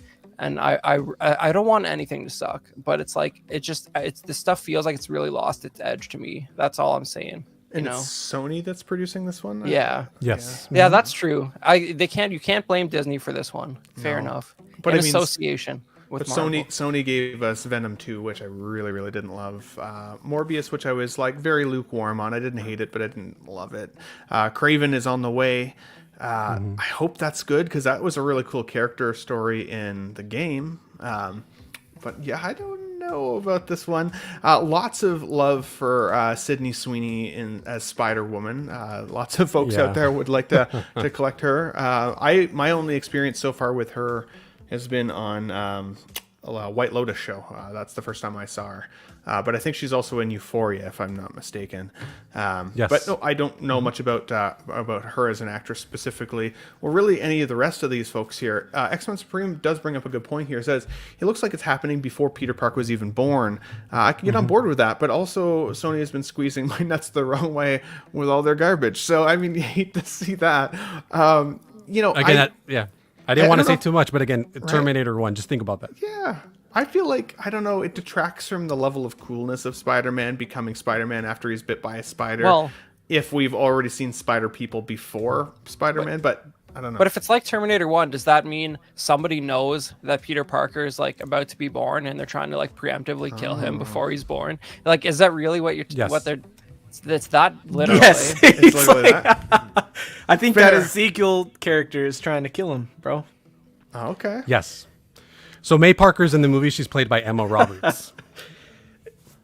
I could get on board with that. That actually sounds like it could be a cool She's story. played by Emma Roberts. Wow. That's correct. Mm-hmm. I love Ben from Parks and Rec being cast as Ben Parker. That's amazing. Absolutely. Trevor Weed says, I'd get a Spider-Woman no matter who is playing her. Fair. Absolutely. I think it'd be cool for the collection, right? Start small, Silver Saber. Hating on Ahsoka hard. My guy, you hate to see it. I don't know who he's referring to, but I know we all hate on her a It's little me. bit sometimes. So, It's fine. It's fine. You know, that show was a gigantic yawn through which I'm only 75% done yawning because of it already. So, you know, for it should have been better. What do you want? For sure. Chat, let us know if this film flops, would you still pick up collectibles from it just to get some Spider-Women in the collection? Is that something you'd still be down for? Or are you like, no, if it's not good, I don't want it, kind of like Shane from 1/6 Figure Focus, right? Like, he only buys from the films he loves the most and people that don't look like civilians, and I can't remember his third rule. But Yeah. that guy specifically. He I'm has a curious to hear focus. what- What focus. do we know? What universe of Spider-Man this is in? I don't know. It definitely We don't doesn't know. line up with. Yeah, it's Sony, so I don't think it's technically any of them. Yeah. From my understanding, this movie takes place in the early 2000s, and then all the Spider-Women come from different universes, I believe. I'm not sure. Again, we don't know. Also, a maybe lot. it could be all of them. That could be interesting. If it's multiples, I could see that. Guys, let's move on, but let us know in the chats down below, or if you're watching our replay, what are your thoughts on the trailer from Madam Web? Eddie, you got one last thought? Yeah, we never saw Ben in Tom Holland's universe, so maybe I know it's not Disney, but maybe it's his. Yeah, maybe it's his universe because we didn't see Ben cast in that. So that could be cool. That's a good thought too. I feel like this movie has some potential. I don't know. Like, I wasn't totally excited about it before this, literally before this conversation, but now I'm kind of more interested. Jose, I didn't give you any prep for that question, so thank you for some history there as well, and getting us updated on. No worries. A little more excitement maybe for this film, hopefully, but we'll see. Lots of folks are not totally believing in Sony, I don't think, at this point. No, and I get it. The trailer doesn't do a lot of favors. It does look a little low budget, so I totally get where they're coming from. I will say Dakota Johnson gets a lot of flack because of the 50 Shades movies, but if you've seen other movies that she's been in, she's really good in that. So I like Peanut Butter Falcon, Cha-Cha Real Smooth on Apple is really, really good. I believe, hasn't she been nominated for a few awards? So, I get she's the 50 Shades girl, but she's done other quality work before. Absolutely. I bought 50 Shades of Grey years ago, and it's still in the plastic wrap in my DVD cabinet. Never seen it. Never seen it. If you're feeling lonely, maybe pop that's it on. maybe that's the Sunday night special. You know what I'm saying? Maybe it is. Let's move on, Pete. I know you got to leave. DVD. Oh my God! Oh, I have a story for that really quickly. So, the boys over at Collecting Weekly often make fun of me because I call all film on disc DVDs. I don't specifically mean that I only watch DVD quality. It's just, you watch it on DVD or on streaming, right? Anyways, so Marco makes fun of me for that the most, probably. Last night, I'm like, I want to watch The Batman. I bought the Blu-ray disc not too long ago. Again, it was still in the plastic wrap. I go out, I smoke one, I get my snack all ready, I pop the disc in the machine and watch the film. And I've got my Christmas tree on in the room, and I'm watching the film thinking like, the quality doesn't look that great, but like maybe it's just the lighting in here, whatever it is, what it is. Get to the end of the film, pop the disc out, realized I just watched for 3 hours the DVD quality version of the film, and I was devastated because I was so eager to look at some of the details of the Bat bike and the Pattinson suit, and it just did not do it for me. So that really sucked. I gotta say. Hey, the good thing is that you sort of noticed something was wrong, because if you didn't, then we'd be even more vision checked, right? Yeah, but like, but then it's too long of a movie to rewatch. I'm like, I'm not going to watch this again for another year at this point. You should buy the 4Ks, because if you made that mistake, at least at worst, you're watching the Blu-ray version. Oh, yeah, no doubt. You're not wrong. But, Pete, I know you got to head out here in a couple minutes, but there's one figure news topic that I want to talk to you about first, because I think maybe Chris, actually, I don't remember. I know you're more of a Star Trek fan, at least with me. X06 has teased this image, at least, through Nanjin's personal Facebook there, and I'll be curious to see if this comes to fruition. It does sound like this at this point is the Borg Queen, but she's actually a statue in 6 scale, not an actual articulating 6 scale figure. Now, I just got the Locutus of Borg a couple weeks ago, and I've been really enjoying that figure quite a lot.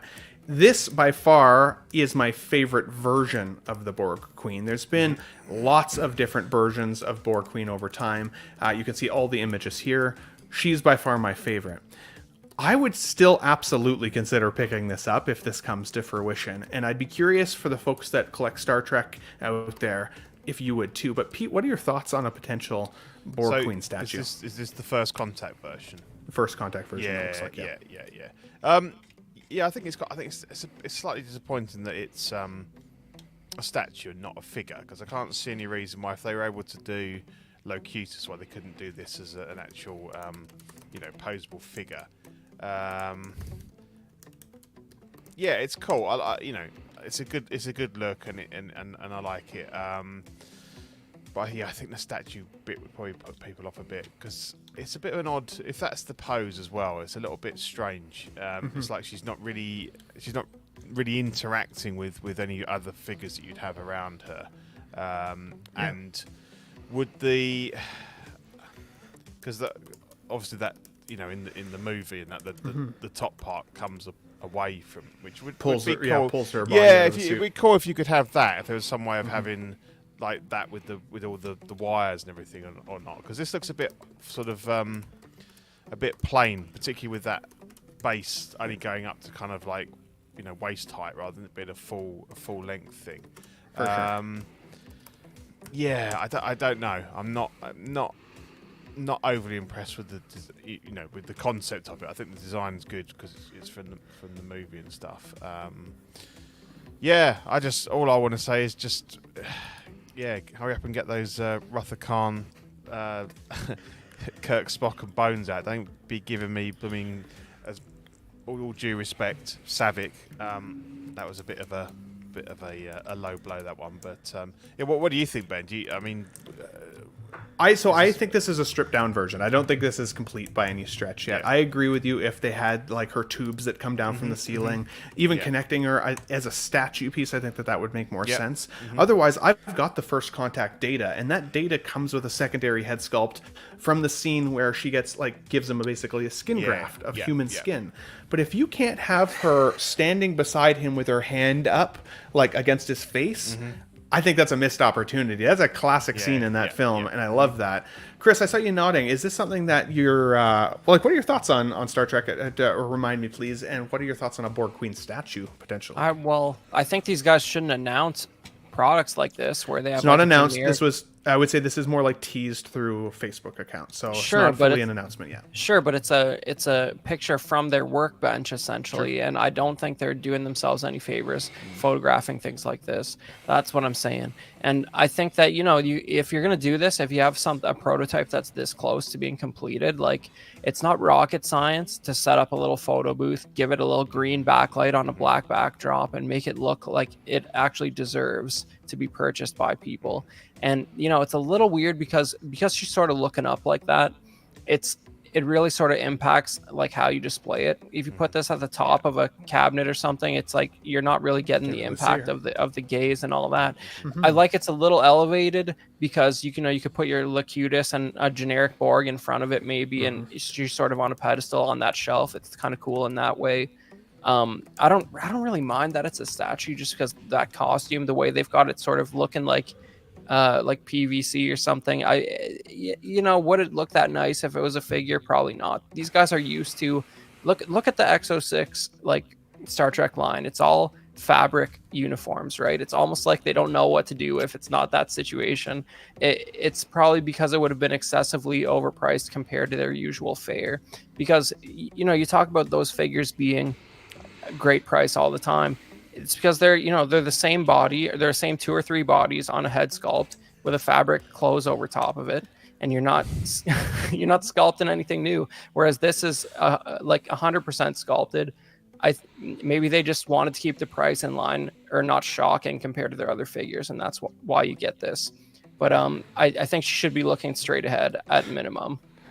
I love that point. All well said, dude, especially on like the head tilt and what you could do there. I think it's funny. Tremble Dust is saying here, would prefer 1/6 figure of her and her Borg chambers. I love to see it. Yesterday, I was at a flea market kind of antique store, and I've been collecting old like Playmates versions again. So I got this guy yesterday. On card. Still really cool, little Borg guy. But in my collection down below me, I've got all the next gen figures, and I found a shuttlecraft the other day, new in box, that I think I might pick myself up for $40. Very, very cool. But for me, I am happy at very least, that it's this version of the Borg Queen, not some of these others. Rest in peace to the most recent actress. Unfortunately, she had passed away while performing like that role anyways, and we never got a good rap to her character version of it. But either way, she's still my favorite. So I'd be happy to hear from the Trekkies, of course. What are your thoughts on potentially a 6-scale statue from X06?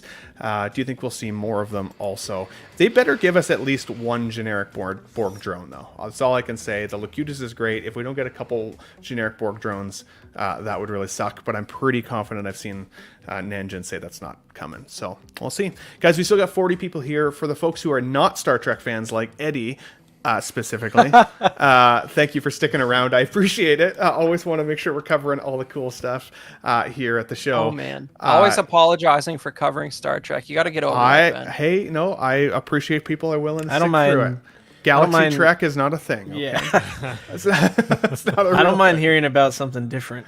I don't Yeah, hear me about neither. this on That's right. anything else I'm on or watch. You won't so- see this on many other streams, that's for sure. Speaking of not seeing on many other streams, at least not for me recently, is the Medusa figure, a TB League figure body, it looks like here from this collection. Now, you guys had some interesting takes on this before we jumped into the show today. I think, just at a base level, this figure looks really impressive. I don't like that you can't focus her eyes up the bow as well. I think a purge system would have been a cool addition, at least for this, but maybe the eye makeup would have detracted from that. Her angry face sculpt is also very intense, and the body is insanely real. I don't know if I'd call it realistic looking, but it's very detailed, that's for sure. Eddie, what are your thoughts on Medusa here in 1/6 scale? She's got some nice tits. I think that's what Ben was trying to say. Could always be bigger. Classy isn't here, so some of us have to class it up, okay? It's cool. I like god-like characters, and I like mythology creatures and stuff like that. So it's cool. And for me, the first thing I thought of when I saw it was I'm a big fan of Clash of the Titans and Wrath of the Titans. And Hot Toys actually made Perseus from the first film where he's fighting Medusa. And I think you could get it with Medusa's head. Yeah, I have that. Yeah. And I thought this would be cool to pair with that figure because there's nothing else you could pair that figure with is if he's fighting her, or at least take some cool figure shots. So that was the first thing that came to my mind. I would definitely, if I got it, use it with the tail. I think that's cool. Yeah. But that's really all I'd get it for. It does look really good, and I think that it's cool to see TB League doing, because they do a lot of those like god and creature figures. So I think that's cool to see someone doing stuff like that. Absolutely. I would have liked to see her come with like a stone bust of somebody else, for example. So Or, like yeah. she's transitioned somebody That'd into be cool. stone. I think that would have been pretty cool. Pete, I know you got to head out here shortly. Don't Yeah. let me speak for you, of course. But do you have any thoughts on Medusa here before we roll you out? Yeah, there, it's good sir? funny. I'm a massive Clash of the Titans fan, but not the one Eddie's talking about. The original one, 1981. Harry Hamlin. Yeah, love that movie. It's got some really iconic, Ray Harryhausen effects and things like that. And bizarrely, before this even was announced, I've just putting together a sort of a kind of movie version of Perseus with Medusa. Picked up one of those old sort of ACI kind of Greek. I think it's the Thracian general, and it works really well. I've just kind of messed about with it, and I've had that head from the Hot Toys Perseus figure from the remake, if you like, for ages. I just picked it up, years ago because it was just cool. So I've got him holding that up to turn the Kraken to stone. So I've got a few other bits to do with it, but for me, I love the Medusa from that movie, and Star Race have done it, and despite their recent track record with figures, their Ray Harryhausen range has been pretty strong, but not cheap. And they've done a Medusa, but it's about £400, and so I haven't. It's heavy gone as down. hell. Yeah, exactly. So I haven't gone down that route.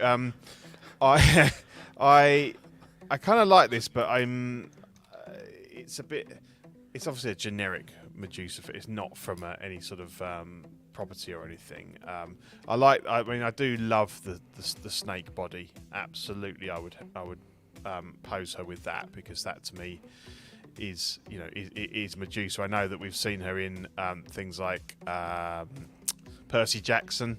Boma Thurman with legs, but to me she's always got the snake body. But I do like it. I won't be picking it up because I've got the look I want. I've got the head from the other movie, and it's good. It's good to see. It's good to see. It's crazy that they can make this in a snake body and make it posable 1/6 figure, and yet that Borg Queen we just looked at is a statue. Yeah, that seems like a miss. I didn't even notice until you were saying there, Pete, that this was a snake body. That actually amps up the cool factor for me aggressively. Yeah. I'm That's sure really this. cool. I'm sure the snake body is a static piece though, but Oh, it but will it's be, still, yeah. it's still awesome. Yeah, It's really, great really to have cool. the option to be able to kind of attach to both. But yeah, and there's two versions. There's the green version on the right and the brown version on the left. I think I err towards the brown version, but they normally do a different, like a gold and a silver for a lot of the Egyptian stuff as well. So they always give you an option. Yeah, it's good. It's good. Awesome, dude. Totally well said. Pete, do you need to get going? Should we Yeah, show I'm you gonna out head the off, door, good guys. sir? Been problem. great to stream with you. Getting late in and, England. Yeah, and have a great rest of the show. And Absolutely. hopefully I'll be back next week. Keep us or whenever posted. we're- Keep us Yeah. posted for when you can be back, and we'll let you know. Absolutely. All Right, right, buddy. Thanks for See you joining guys. in, Pete. We'll talk to you later, Later, buddy. Pete. Cheers. Later, Bye. Pete. Right on. Man, you guys are on fire in the chat right now, by the way. You guys are making some really, really funny comments. Shiny says she's clearly consumed 2 large eggs. We got Robstar finally in the chat. It says, finally made it to one of these. Let's go with a fire. Good to have you here, buddy. One of my favorite commenters to read often. Leaves me some really, really fun comments in my my chats. So, guys, I think let's move on because we still have quite a bit more to cover with regards to Hot Toys as well as Jazz Inc. And some InArt. This popped up, I think, within the last 7 hours, and it's really just some updated photo imagery of the InArt Pattinson Batman. And because I just watched the film last night and now I'm seeing some of these photos, some of the detail here that I'm seeing is incredible. This is a figure I've got on pre-order. I've pre-ordered it through 16 Kit. I'm excited to eventually get this in my hands. I'm hoping it's like sometime in the next 6 months or less, but I feel like that's a little optimistic. Remains to be seen there. But I do think this looks friggin' awesome. Now, I chose the version of this character with the rooted, I should say, the sculpted hair, my apologies, because honestly, I think most of the time I'll display him with the cowl on, not off, but this looks really, really good. So, Jose, I want to go to you first. Have you seen some of these updated images floating around today in the last couple days? Is this a figure that you've got pre-ordered yourself, or did you go with the Hot Toys version? No. I went with InArt, but I also went sculpted. The same reasoning that you have. I just felt like I probably wouldn't use the Robert Pattinson head sculpt, so I was like, I most likely would just use the cowl. So I just, usually that's how I display my Batman. So even if I had the head sculpt, I just felt like it wasn't necessary for this particular Batman. So Absolutely. yeah, but I have this one on order. I'm excited, as you mentioned. It might be a while, but I'm excited about it. Yeah. What made you choose the InArt over the Hot Toys, at least from the initial solicitations? I think it's just the proportions looked more accurate in terms of the suit and just how the body looked. I felt I liked it better than the Hot Toys version. I looked at the side by sides and I just felt like it was a better figure. I mean, we'll see once both release, when we see the comparisons, what the final product for both of them are. But I felt, I remember I went to the Vegas event for InArt. I was actually there, and I hadn't pre-ordered the Batman just yet. But when I saw it right there on display, I was like, okay, because I saw it right there in person. It felt like I could just grab it. So at that point, I was like, okay, I'll pre-order now. That's fair. No, and especially if you could see it in person, I think that makes a huge difference almost any time, right? That's cool. I'm very excited for you then, sir. I think this will be a fun figure to get in the collection, that's for sure. And seeing how good the quality is looking is getting me really excited. Eddie, I know that we've talked a little bit about, Hot Toys versions of this character and the InArt version now a little bit. Have you decided to pre-order this guy, and what company did you choose from and why? When they were both first announced, my thinking was the Hot Toys would be fine, because I thought the Hot Toys will look as good unless you want the unmasked portrait, then you would go InArt. And then after seeing more pictures, I actually changed my mind and thought InArt had a more detailed suit and the colors are a little more accurate and things like that. So I think if you want, in my opinion, the best version in 6 scale that you could get, I think it's this one. Since then, though, I've actually canceled my Hot Toy one, and this is, I don't think you can find this anywhere right now for pre-order. Why not? Yeah, probably not. So I've gone back and forth on whether or not I need this character, because even though I do enjoy aspects of the film and I do love the look of him in the suit, it's not my favorite Batman, so I don't know if I need it yet. And then now that I'm looking at these pictures, one thing I've noticed lately with Hot Toys and most 1/6 scale figures is I don't feel that they do torsos well yet. I always feel like the torsos look too slim, especially in like the lats area. Like this guy was not big at all for this film. I've talked about it all the time, but he did look to me bigger in his suit, and right there, especially on the left, I feel like he looks very slim. And that could be just the picture. It could look different in person. They almost always usually do look better, but I'm noticing more on at least the figures that I own, though they don't do the best with torsos. They almost always look too slim from the ab to the chest part, and I think it's because they don't do lats big enough to give it that sort of curve that they have. But I still think it's amazing. I still think it's the best one, and if I end up getting one, hopefully I can get my hands on this one. So it's interesting you say that because, you know, Hot Toys, even for example, has struggled with body shape over the years. I've found, like, even if you think about all the Captain Americas that exist from Hot Toys, how many times his trap shape and shoulder shape is like essentially changed a little bit slowly up to what we have even now. And then I've seen people customize that figure and it looks even better. Like it's crazy. So like, I wonder if that's just a kind of a factor of, you know, InArt just doesn't have this quite dialed in yet. You know, like they've been so focused on getting the likeness of the face and the sculpt, less maybe on the body so far. I wonder if we'll see slowly some improvements, because honestly, I would say my Joker from InArt, the 2-pack Joker, he's got kind of the hunch look to him like Heath did in the film. I think the body is better than the DX11 was. Now that's going back a 10-year-old figure, so it's not saying much, but still there are obviously improvements there. It'll be curious to see. Chris, I don't know if this is one that you've necessarily pre-ordered, obviously, or not, but have you seen the differences so far between the Hot Toys version and this one up till now? And what do you think the advantage of releasing a figure first will be from either of these companies?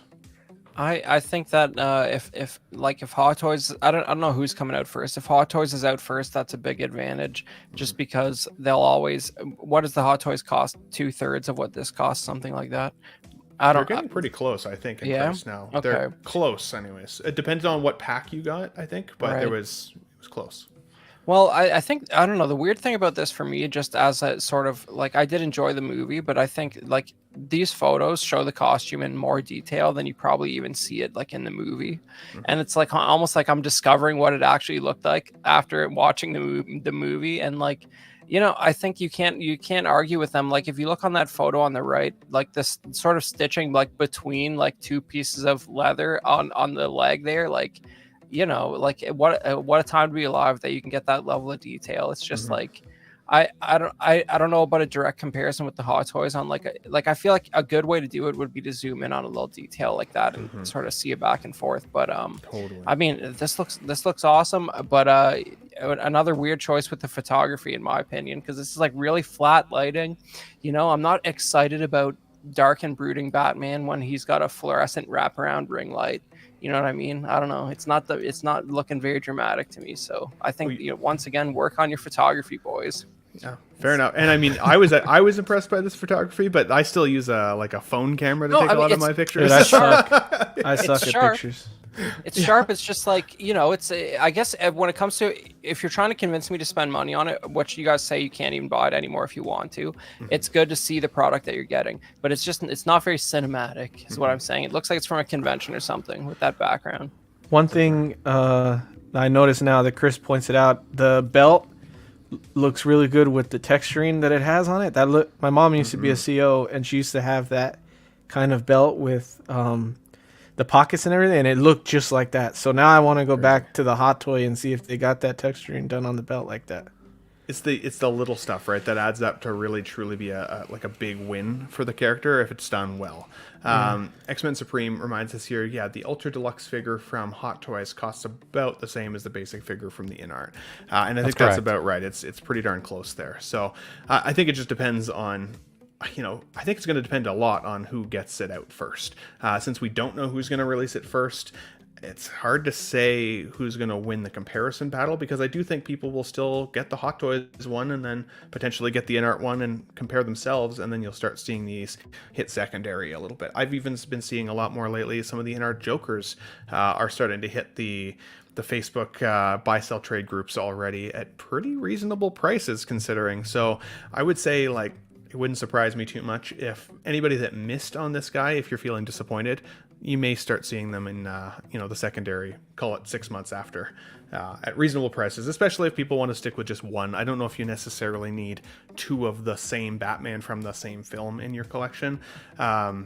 I would feel like one will detract from the other, and it would just make me like one less either way if they're standing beside each other. But while we're still, of course, on the Batman note, we saw some pictures actually released from Japan this week for I should say, the Hot Toys Bat Cycle. Now, we haven't actually seen an official release post yet from Hong Kong, it doesn't look like, but some people are seeing these photos come through already, and they were shared around. So I think this is interesting. This was a call out made by, I can't remember, somebody in our Collecting Weekly chat actually, Eddie, but how this Marco, actually I think. fits in a DTOF, which I think is pretty impressive for sure. Now, one of the reasons I rewatched my DVD quality film last night was I was hoping to get a much better perspective on how much the bike was used in the film as kind of a reminder, and how close we get a chance to see it. I don't feel like it was that main of a character. If I was going to say, obviously an inanimate object is not a character, but I always thought, like, for example, like the Batman floodlight in the film felt more like a character. They went back to that bat signal 3 or 4 times throughout the film, whereas you really only get a chance to see this version of the bat bike kind of at the end of the film when they're driving off into the opposite directions from Catwoman Selina Kyle. And if we don't get a Selina Kyle from either company, and we don't get her bike to pair it beside, is this really something that you need for your collection, or is it something that people are just jumping on because it's cool and it's new? What do you think, Jose, on the Bat Bike so far? So it looks cool, but as you mentioned, how much was it used in the movie? And as you mentioned, this particular Bat Bike was only in that final scene. The bike he was using throughout the movie was slightly altered. I don't know if it's the same bike and he just altered it, or it's a different bike altogether. I would have to take a look at it all over again. I kept on thinking, I was like, if this is the only bike you get, then you could use it, even though it's technically not the bike he was using as the drifter, right? Let's say a third party makes that set. You have the InArt head sculpt that you're not using. You could go ahead and do a full set. You could have the Bat Bike, and then you have a whole other display for your head sculpt. So that was kind of my idea. If you wanted to do that, I particularly wouldn't, even if I with just the Batman, as some people might want it as a cool accessory, especially if it fits in the DTOF, right? You can put it behind the Batman, and you have something, because there's no other characters that they've made for this movie. So unfortunately, you could use this as another side piece to the Batman figure that you get, whether it's InArt or Hot Toys. So yeah, well said. It would absolutely pair with either. I think the quality definitely looks like it's there from the photos that I've seen. Lane Kramer is reminding folks here in the chat that there is an unboxing video from Japanese Collector already on YouTube, so take a look at that. X-Men Supreme says the Cafe Racer he used in the movie was more than an actual bat cycle, and it looked cooler, which is sad because I want bikes in my collection. 100%. You did see him on, I think they called it the Drifter bike, right? At first. It's interesting because, Chris, unlike a Scout Trooper, for example, that I don't think a Scout Trooper standing in a collection makes a whole lot of sense without a Scout bike. I could definitely see a Batman in a collection without his Bat Bike, especially if this is kind of a one-scene wonder. What are your thoughts on this Bat Bike so far from what you're seeing? And do you think people are jumping on it because it's the new hotness and it's cool, or because it's needed in a collection? What are your thoughts? Yeah, I don't think the Batman is the new hotness for anybody personally. It's sort of cool. It's a new Batman figure that's not a blue Christian Bale, so people are hopping on it. This design for this bike doesn't do a whole lot for me. It's pretty generic. It almost reminds me of like the very basic silhouette of a bike you would see in Batman the Animated Series, with it's just matte black with the giant headlight. Totally. It's not a design that's defining a generation like the Tim Burton Batmobile, you know what I mean? So if you love this movie and you want to fill out the display like everybody's saying, it's great that it fits in a DTOF, but it's an afterthought as far as the movie's concerned. You'd want a Selena Kyle. Will you get one? Who knows? But I don't buy something just because it fits in a DTOF. That's all I'm saying. No, that's fair. Well said, Yeah. too. And it's interesting because you mentioned the Keaton Batmobile being iconic, but even thinking about Bat bikes, in the Dark Knight film with Christopher Nolan's Bat bike, when it comes out the front of the tumbler for the first time and you hear the noise of the wheels making the mechanism sound as they kind of turn around, and then you see him like going through the alley in the mall and everything, like that's one hell of an epic scene in Batman. To me, that Bat pod is almost as iconic, in my opinion, as the tumbler, because we even get a chance to see that Bat pod in Dark Knight Rises as well. Mm-hmm. So it's got scene presence and real like true like importance to the film, not just because it's cool looking, right?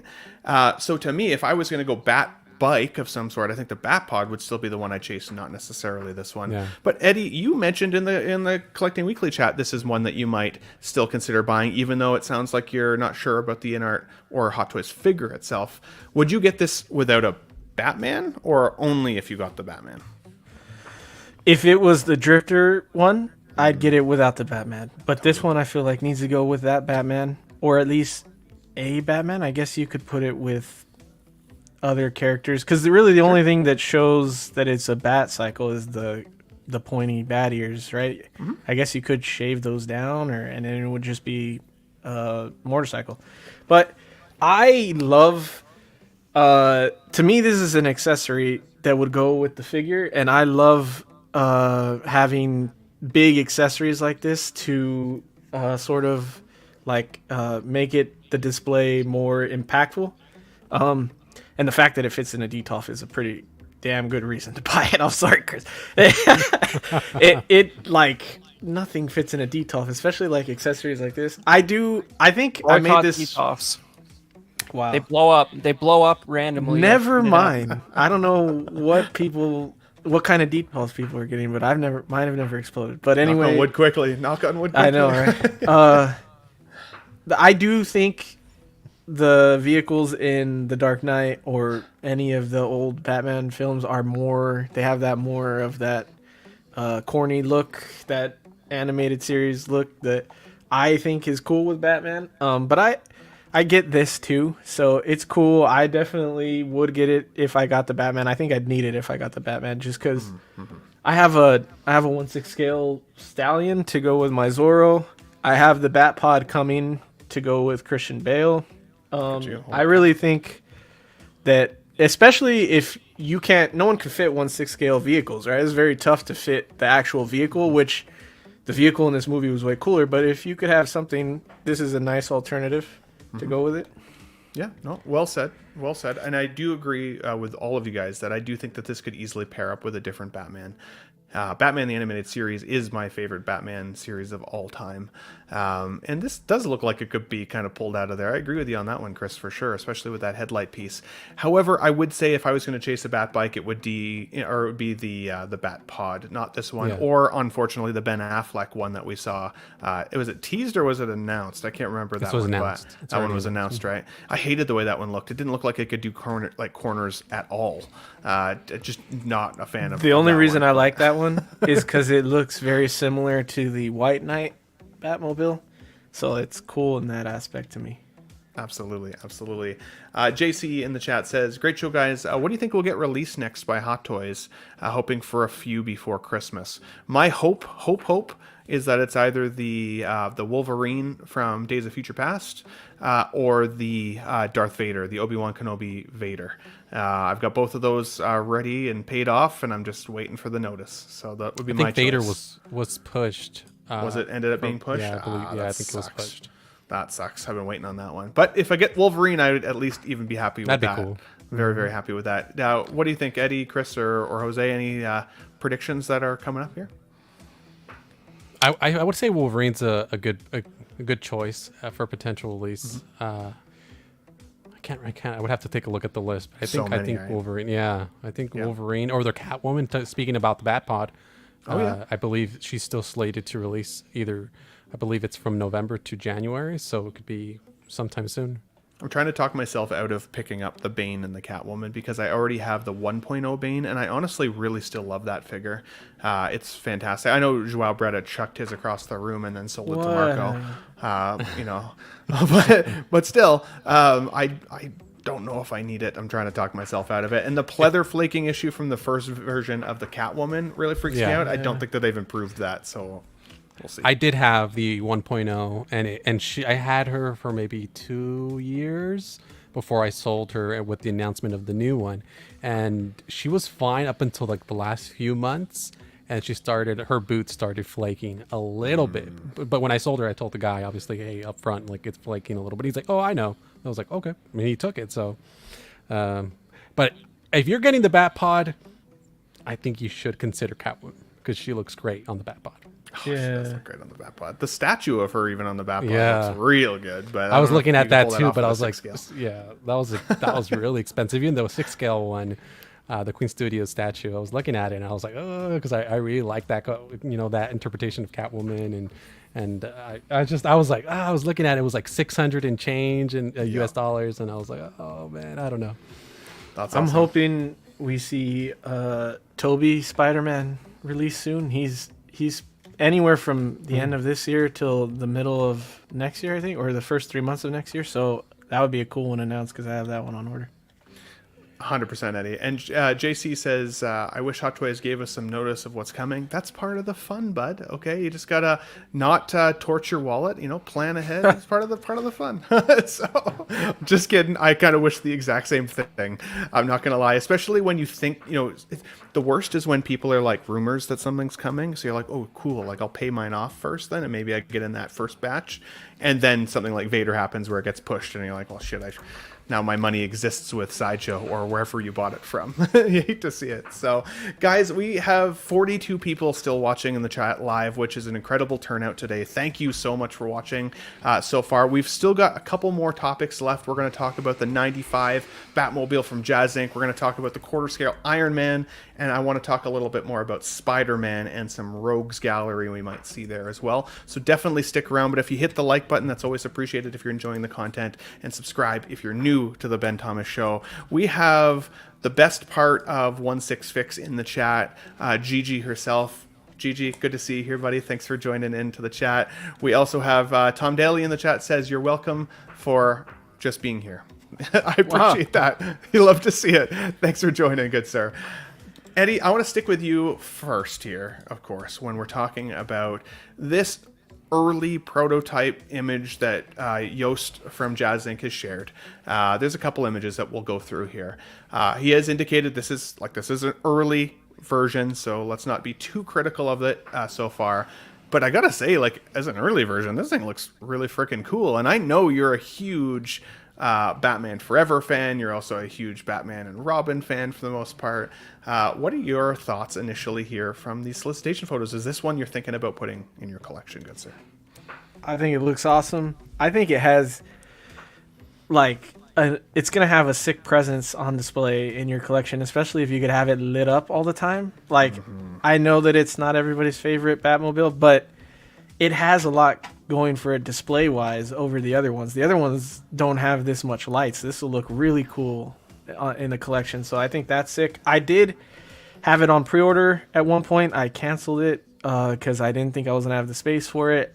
Now I might be able to display it on my garage shelf, and it's sold out. So I had a waitlist convert a while ago, but I didn't capitalize on it. But the thing I'm noticing with these is there's usually some available later, whether it's some people canceled or they're selling theirs. With the way things are going now, people have to sell things. So I think I'll be able to get it, and hopefully I'll be able to afford it when it's available because they are pricey. One of the things that I don't like about Jazz Inc., which it's not a knock against them. I know that they're a small group over there and they make small size collections, like small amounts, so they have to charge a lot. They are incredibly pricey, and I don't always feel they're worth the price that they charge, but it's the only way to get that, so that's the price of admission for those things. So that's one thing that I don't like about it. But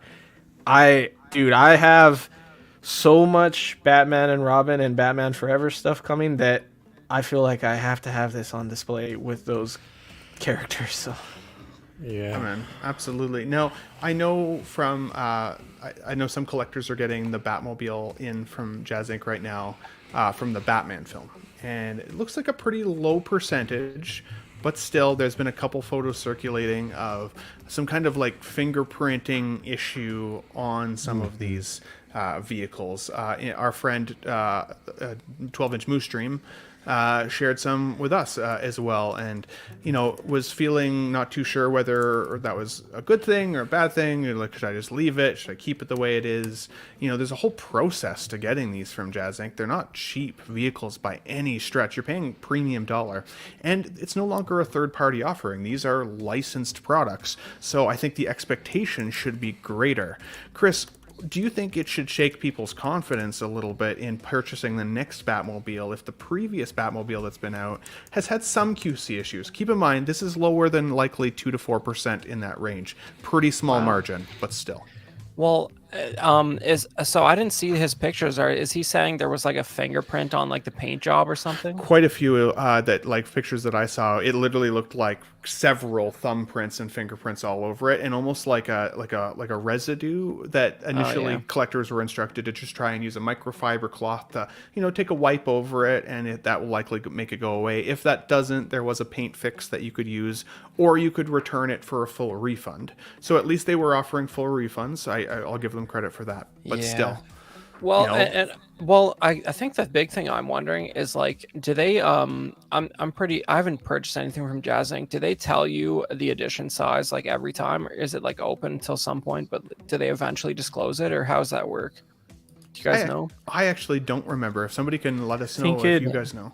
I think it depends on the thing. I think in the past they used to do open. I think now they do some of them they'll do an ES. I think it just depends on each item. But wouldn't it be like the craziest thing ever to know the edition size of this piece? Like, tell us what the audience is like, who will spend this much on a Batmobile from this movie, which should barely exist. Like, it's like it almost. It just shows you how collectively as a culture Hollywood has lost the ability to design cool things. If this is selling well, I don't know if it's selling well. It's sold out, I guess. Yeah. But what it depends what the edition size was, right? But it's a beautiful design. It was a smaller quantity that they made, but they needed to make a certain amount for that to be viable, to be funded, to make. So they reached that, and I think he was satisfied with that. So, but he did mention many times on many streams that it was one of like the lowest selling Batmobiles, even though it's one of my personal favorites as well. So, I remember I had the Kenner version as a kid. It lit up just like this, and it's just, I would never have believed this would ever exist. I don't want it. I don't need it, but it brings me a little bit of joy seeing that it exists. It's cool. Absolutely. It is really, really cool. I agree with Eddie, though. If you couldn't permanently keep this thing lit, I think that would be a fail. Let's pull Jose up here. So this is my Kenner version, all beat up. Wow. As a kid, I always played with this, but Batman's still in there. But it's awesome. pretty beat up. But but this one's mine. I keep it on top of the D-top because it looks pretty cool. Just there. Man. But mine's long very gone. cool. That's awesome, dude. I think the challenging part with this, as opposed to, for example, the 66 Batmobile and the Adam West Batman, is that that outfit on that Batman thankfully was flexible enough that if you were careful enough, you could probably kind of sit him in the vehicle potentially. No, is that incorrect, Eddie? No, I'm saying I would not try that with this one. It ain't happening With this version, this like the Kilmer Batman, you cannot pose that guy's legs or lower torso at all. This is a stand beside the Batmobile exclusive only, which I mean is fine, but definitely don't destroy your Val Kilmer figure if that's the case. One of the things, Go Jazz. ahead. Oh, sorry to interrupt, Ben. One of the things, because you were mentioning something awesome that Jazz Inc. is thinking about doing, is that one of the things they mentioned was doing kind of like that half body sitting down Batmans now because they have the license to make, so you could actually, instead of ruining your figure, they'll make like a half Batman 89 or Val Kilmer, and so you could put it in the Batmobile without having to ruin your figure. And I always thought that was a really cool idea. And they're thinking about doing that for the 89s. You could put it in the Batwing or the Batmobile or for this one as well. So. Yeah, because I just the thought of destroying a hot toy to try and squeeze him in just hurts my soul a little bit. Low-key Collector says, with his flying banana, I cannot wait for this to be delivered. Been paid off for years now. Love to see it. Shiny in the chat says, this car is amazing. It looks like a Garchomp from Pokemon, or Carchomp. Don't know what that is, my friend. I was never a big Pokemon guy, but that's one of those. Like that's after the 150. That's not canon. I don't know. That's not canon. Yeah, I don't know that one either. You always hate being the host because you never know if you're going to read a comment where people are just trying to get you going by saying something like Mike Latoris as a name, or is that really your name, Mike? Maybe it is. I don't know. But guys, let us know in the chat what you think of the 95 Batmobile here from Jazz Inc. Obviously, again, these are early representations, but to me, this looks, from my layman's eye, really, really, really cool. This is not one that I went in on, so I'm excited to know guys like Calvin, the low-key collector, who will eventually get this in their collection, and we can see some in-hand pictures. But I'll also be curious to anybody that has either collected Jazz Inc so far, who's watching, or who at least got the most recent version that did have some of that fingerprinting issue. Did that hurt your confidence in the company at all? Do you feel like they were able to rectify their position pretty well, and you still have confidence moving forward into this next one? I'll be curious to see what you guys have to say about that. Tom Daly says it's nice, but a pass for him. One of the things I'll add is I do have a Jazz Inc product. I think I'm the only one, unless one of you guys have one. I have the Falcon, and it's a quality product, but you can tell this is. I mean, especially the Falcon at the time. This was a handmade, commissioned product. You know what I mean? Like it wasn't perfected. And I remember mine specifically had a small paint issue on the top of the rim. When you would take off the top, right, it actually had a little bit of, it's supposed to be painted all silver or gray, and it had a little bit of black on there. I remember I reached out to him, and they were like, well, this is the paint we use, and so you can buy it yourself. So I ended up having to touch it up myself. So did that make you feel like a little salty just because it's such an expensive piece? Or? A little bit, because it was about $1,500 plus shipping and all that. So I'm jealous, man. It's not cheap. That's beautiful. That's a beautiful piece, and I really genuinely don't think you'll ever see something like that licensed. So I think you made a good call. It's back there. Ooh, one second. Let's take a look here. That should barely exist. Jesus. It's amazing. That's really back cool. there with my I've shown you this before, right? But it's my let's see, where is it? It's my Harrison Ford autograph. Whoa. Awesome. So it's right next to the Falcon. So the most expensive Star Wars autograph by far, ladies and gentlemen. The most expensive autograph. Yes, absolutely. I want. Yes, most expensive thing I've ever paid for, basically. That's crazy. That's awesome, though. I'm glad. I thought you were going to show us a Yost signature, because I know some of his pieces. Start giving that the signature of him and his dad, I think, too, right? So I do think, yeah. That's a cooler one. I'm not gonna lie. But guys, let's move on here. This is an awesome topic, but I want to talk really briefly about the Hot Toys quarter scale Mark 6 that's popped up this week. I'm not a 1/6. I should say I'm not a 1/4 collector. I'm just not. To me, honestly, they're just too big. I think that they're cool, but when I first started looking at 1/6 scale, one of the things that attracted to me 1/6 scale was their ability to have many in smaller areas, so you could get a little bit more of them. But I also thought the facial details were always better in 6 scale than in quarter scale. Now, I do think quarter scale is starting to up their game a little bit here. I do think that this Tony sculpt is better than some of the ones we've seen from the past, but I don't know if this is worthy of pulling the trigger on. What are you guys laughing about in here? What's happening in the chat? what? There's an epic comment from from Shiny. From Shiny. Like, let's pull it up. Where is it here? I don't even see it. Right under. It's the most recent one. Beautiful car. Shiny. No. Oh, here it is. I see. Yes. It. Oh my god. Well,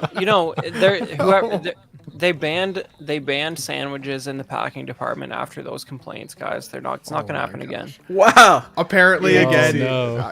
let's keep it simple, because I know it was like less than 3% of the collectors that got it this way, but and they're making amount.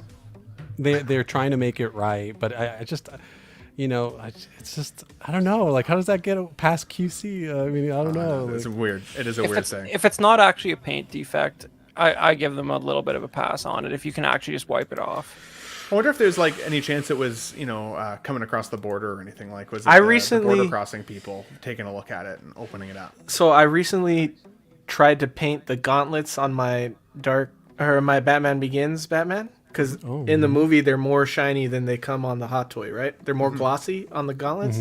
So I painted it, and it was very windy at night when I painted it, and there was dust in there, right? So now when I see it, you can see like particles of dust that makes it like a rough paint job. It's Not my so first easy. try, so I'm like, I'm satisfied. It's more glossy for sure. It just looks weathered now. But that's what their paint job reminds me of. Like, it just seems like it's not the most pro paint job I've ever seen. So Interesting. And I wonder if they'll start getting any pressure. Like, if we see more of that down the line, will they get pressure from the licensors, right? Because again, this is no longer a third-party kind of just creation in a garage. Like, this has got to be pretty legit now. And I think that they do look fantastic. So I'm hoping it's just we learned from that one. We're changing it up here and there, and for such a high cost item, you'll see improvements. But what do you think, Eddie, with regards to the Tony sculpt here on this quarter scale figure? Have you ever collected any quarter scale in the past? Is this something you'd be interested in getting if you're a big Iron Man guy? What are your thoughts? I've had a lot of statues, quarter scale. I've had one hot toy. I didn't see it in person because it never came out of the box. I got the Mark III quarter scale when it first came out, but it was right as I was transitioning into statues, so I never took it out of the box. I sold it like probably a couple weeks after I got it, which I regret now because I love the Mark III, and I always thought I'd get the statue, and I never did. So I wish I owned it now, but it doesn't. None of them seem to sell for that much, I don't think, and maybe some of the Dark Knight ones do. But I really like the quarter scale stuff. If I had more room, I'd collect them. I'm trying to figure out what I'm going to do with this space above my garage shelf, because that could fit quarter scale figures, or it could fit that Batmobile. So I'm either or. I think armor collection in quarter scale would be really sick, since they've done the 3, the 6, and the 4 now. So I think like a 1 through 7 would look cool. I don't know if it would fit up on my garage shelf, but I think this looks fantastic. I think the head sculpt looks sick, and I love how with the accessories on the quarter scale, they're emerged into the suit instead of like something you attach. That's really cool to me. So That is really yeah, I cool. like it a lot. And sorry, did you say what your thoughts were on the likeness specifically? Oh, I think I said it was good. The head sculpt was good. I think it's really, really strong likeness. I think they're doing way better. I didn't think it was possible to get better on his likeness, but I think each head sculpt they do looks more like RDJ in my opinion. And in quarter scale, it should look even better, right? So, because is this the first head sculpt we've got from RDJ in quarter scale? In quarter scale, I think so. I can't think because I think the other ones were the gold one, right? The Midas the suit 40 was in quarter scale. No, the 42. Was the 42? Yeah, the 42. Now, forgive me if I'm wrong though too. We've seen quarter scales numbered in the past, have we not? I feel like this one, I don't see any indication here that this is a limited number on the figure, and that's something that Chris was talking a little bit about earlier. I think this would add to obviously the value of quarter scales, because I find that a lot of the time these quarter scales do get purchased, but then there's some of the ones that I see on the buy sell trade groups the most often, or in like the Facebook groups most often. It's like people get them in their collection, they realize that they're huge, and then move them on. But like, I don't know how good they actually resell. I feel like if these were more officially limited items, more officially like a numbered version, to separate themselves from their 6 scale counterparts, I think that for me would add a lot more excitement to the releases. But what are your thoughts on that, Jose, either with regards to limiting them a little bit with numbered collection, or just the thoughts on this figure specifically? I don't know. Every time we talk about quarter scale hot toys, I think about that saying in Mean Girls. It's like fetch, trying to make it happen, but it's not going to happen. Stop trying to make quarter scale happen. Yeah, I feel like I don't know. It's like, no, I feel like they should just quit, because then like, a year later they're selling it for on a big discount because no one wants to buy it because no one collects it because there's not enough. I feel like if you want to go with this scale, just buy a statue.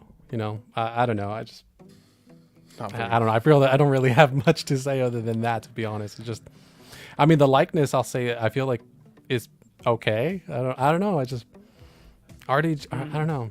I don't know. I never really felt like I'd get sick of talking about Iron Mans, but like I am kind of getting to that point where I'm like, I've got the Iron Man fatigue lately. Like I feel like we see them so often. I get it. It's a cash cow for Hot Toys as a company, but like, my goodness, like after a while, they're all starting to kind of look the same to me, to be honest. And so I know that there are, like, that's sacrilegious to some people. I know that some people's collections are entirely built on Iron Man, and I love the fact that there's a lot of options for those folks.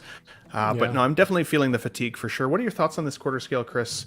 And do you think that they should make these more limited, or what do you think could make these more marketable? Otherwise, I agree. Maybe stop making quarter scales happen.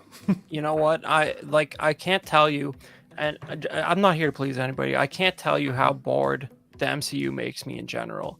But this thing is kind of cool to me because you're like Jose, you're saying nobody really collects the quarter scale figures, but like you're never gonna get a sideshow premium format Iron Man from Iron Man 2 that looks this good.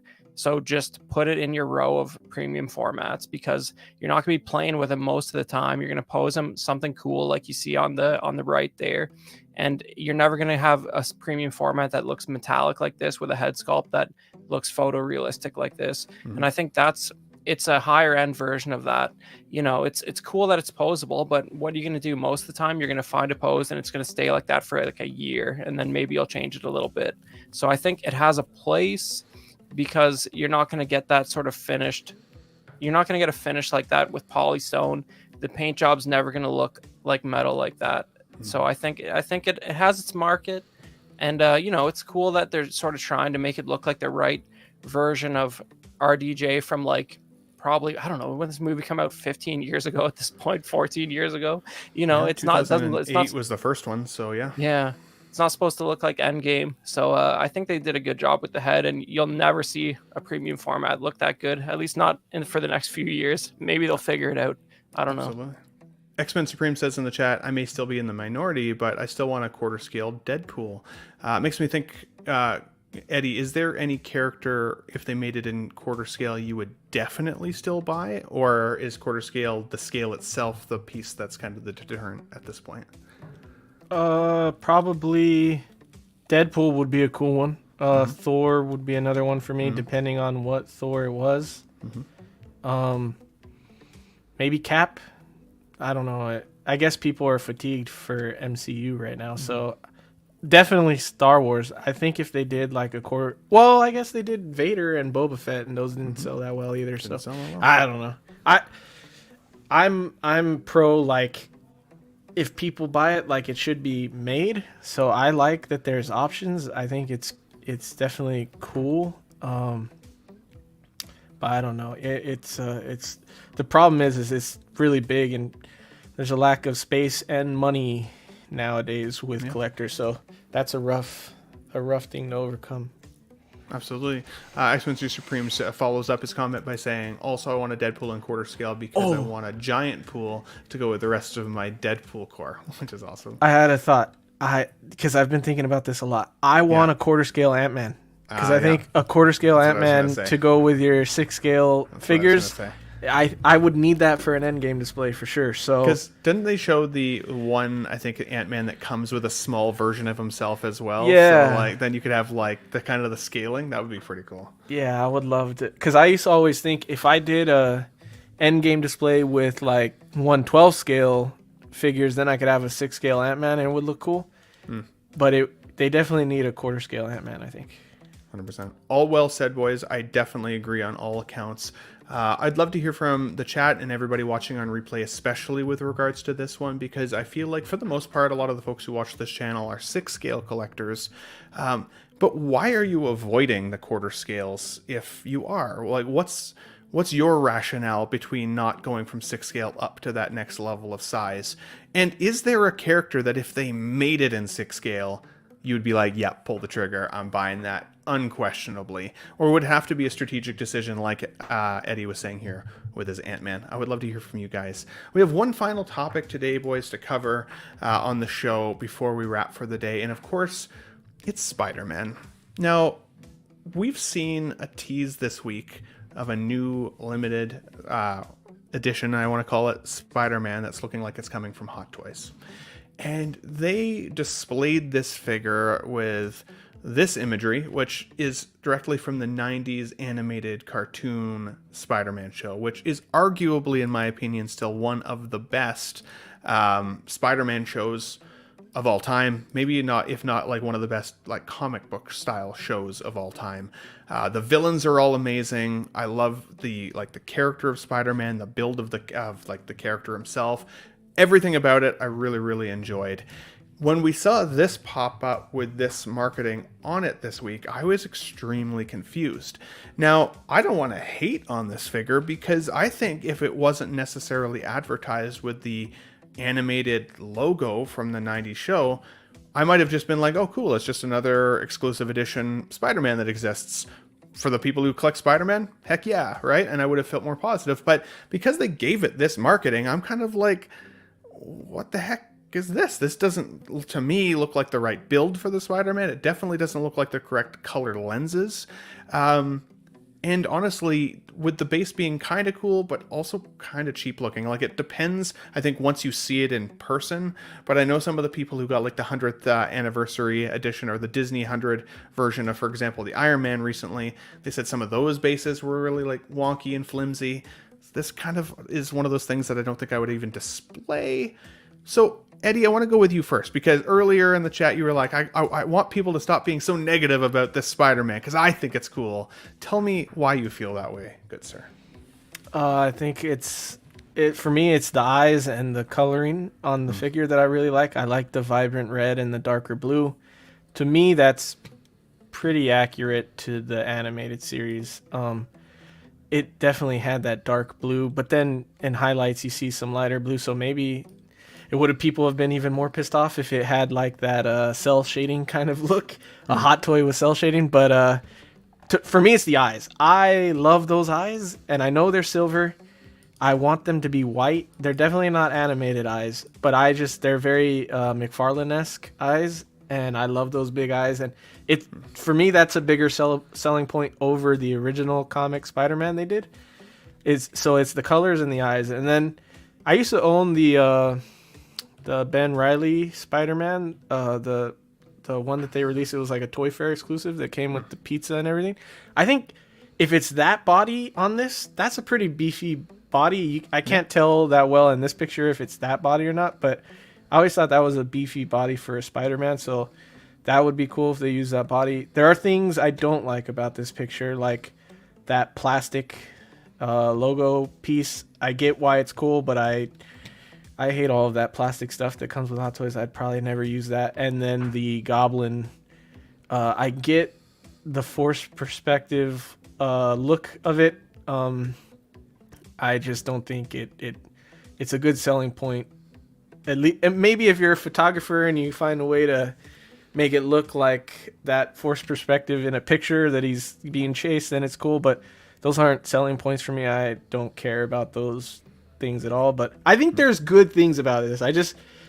Lately I feel like people that talk about it are immediately like, this is not the animated series and those eyes suck. And it's like, there's cool things about it. Yeah, it's not animated series with the eyes like that, but it's still cool.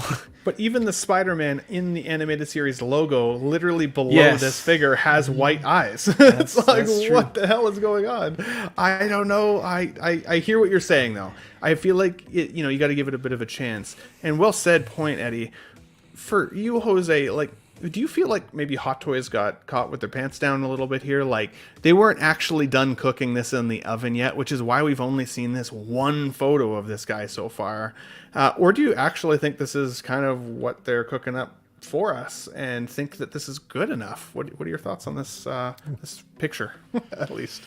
Man, lots of emotions on this one. I shared a meme to the group. I don't know if you saw it, Eddie, but it was it was a meme where it was like that whole Rise of Skywalker thing where it was like Rey and she says, "I'm all the Jedi," and then Palpatine says, "I'm all the Sith," and then it was this picture of this one. It says, "I'm all the Spider-Man," because it's like a combination of all different various versions of Spider-Man with those McFarlane eyes. You kind of get a little bit of Andrew Garfield there with that, but then the body's like a little bit kind of like the comic one, and so it's like kind of just mixed and matched and threw out a logo because they thought it was cool.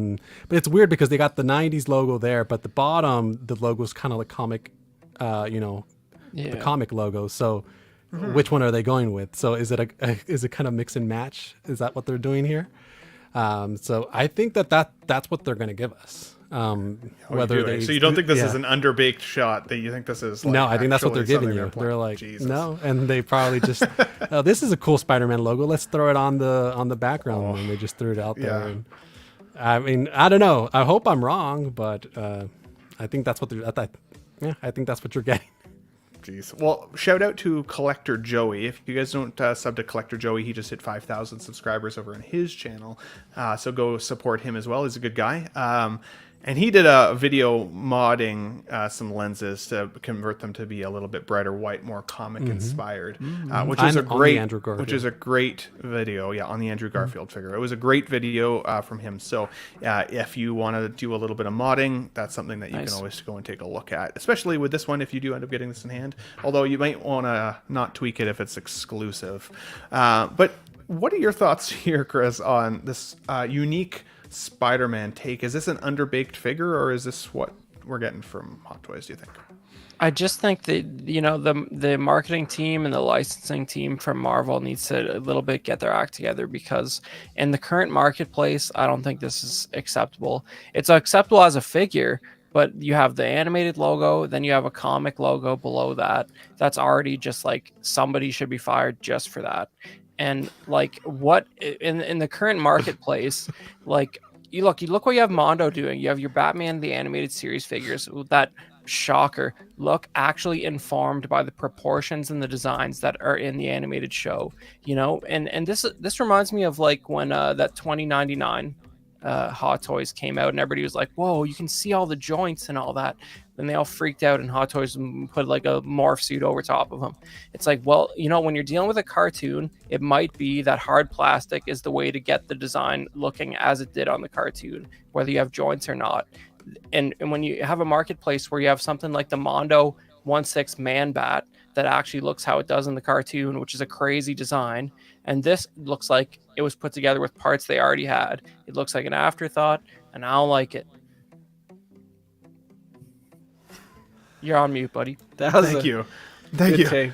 That was a really good take, buddy. I like that. And you know what? It's an interesting segue, because I pulled up this slide here to finish off the chat today, because I was thinking about Mondo, and I was thinking about Batman the Animated Series, and how the Mondo Batman Animated Series figures have that cell shading to kind of, more similarly represent, what this looks like in the animated verse. Am I missing something? 1 second.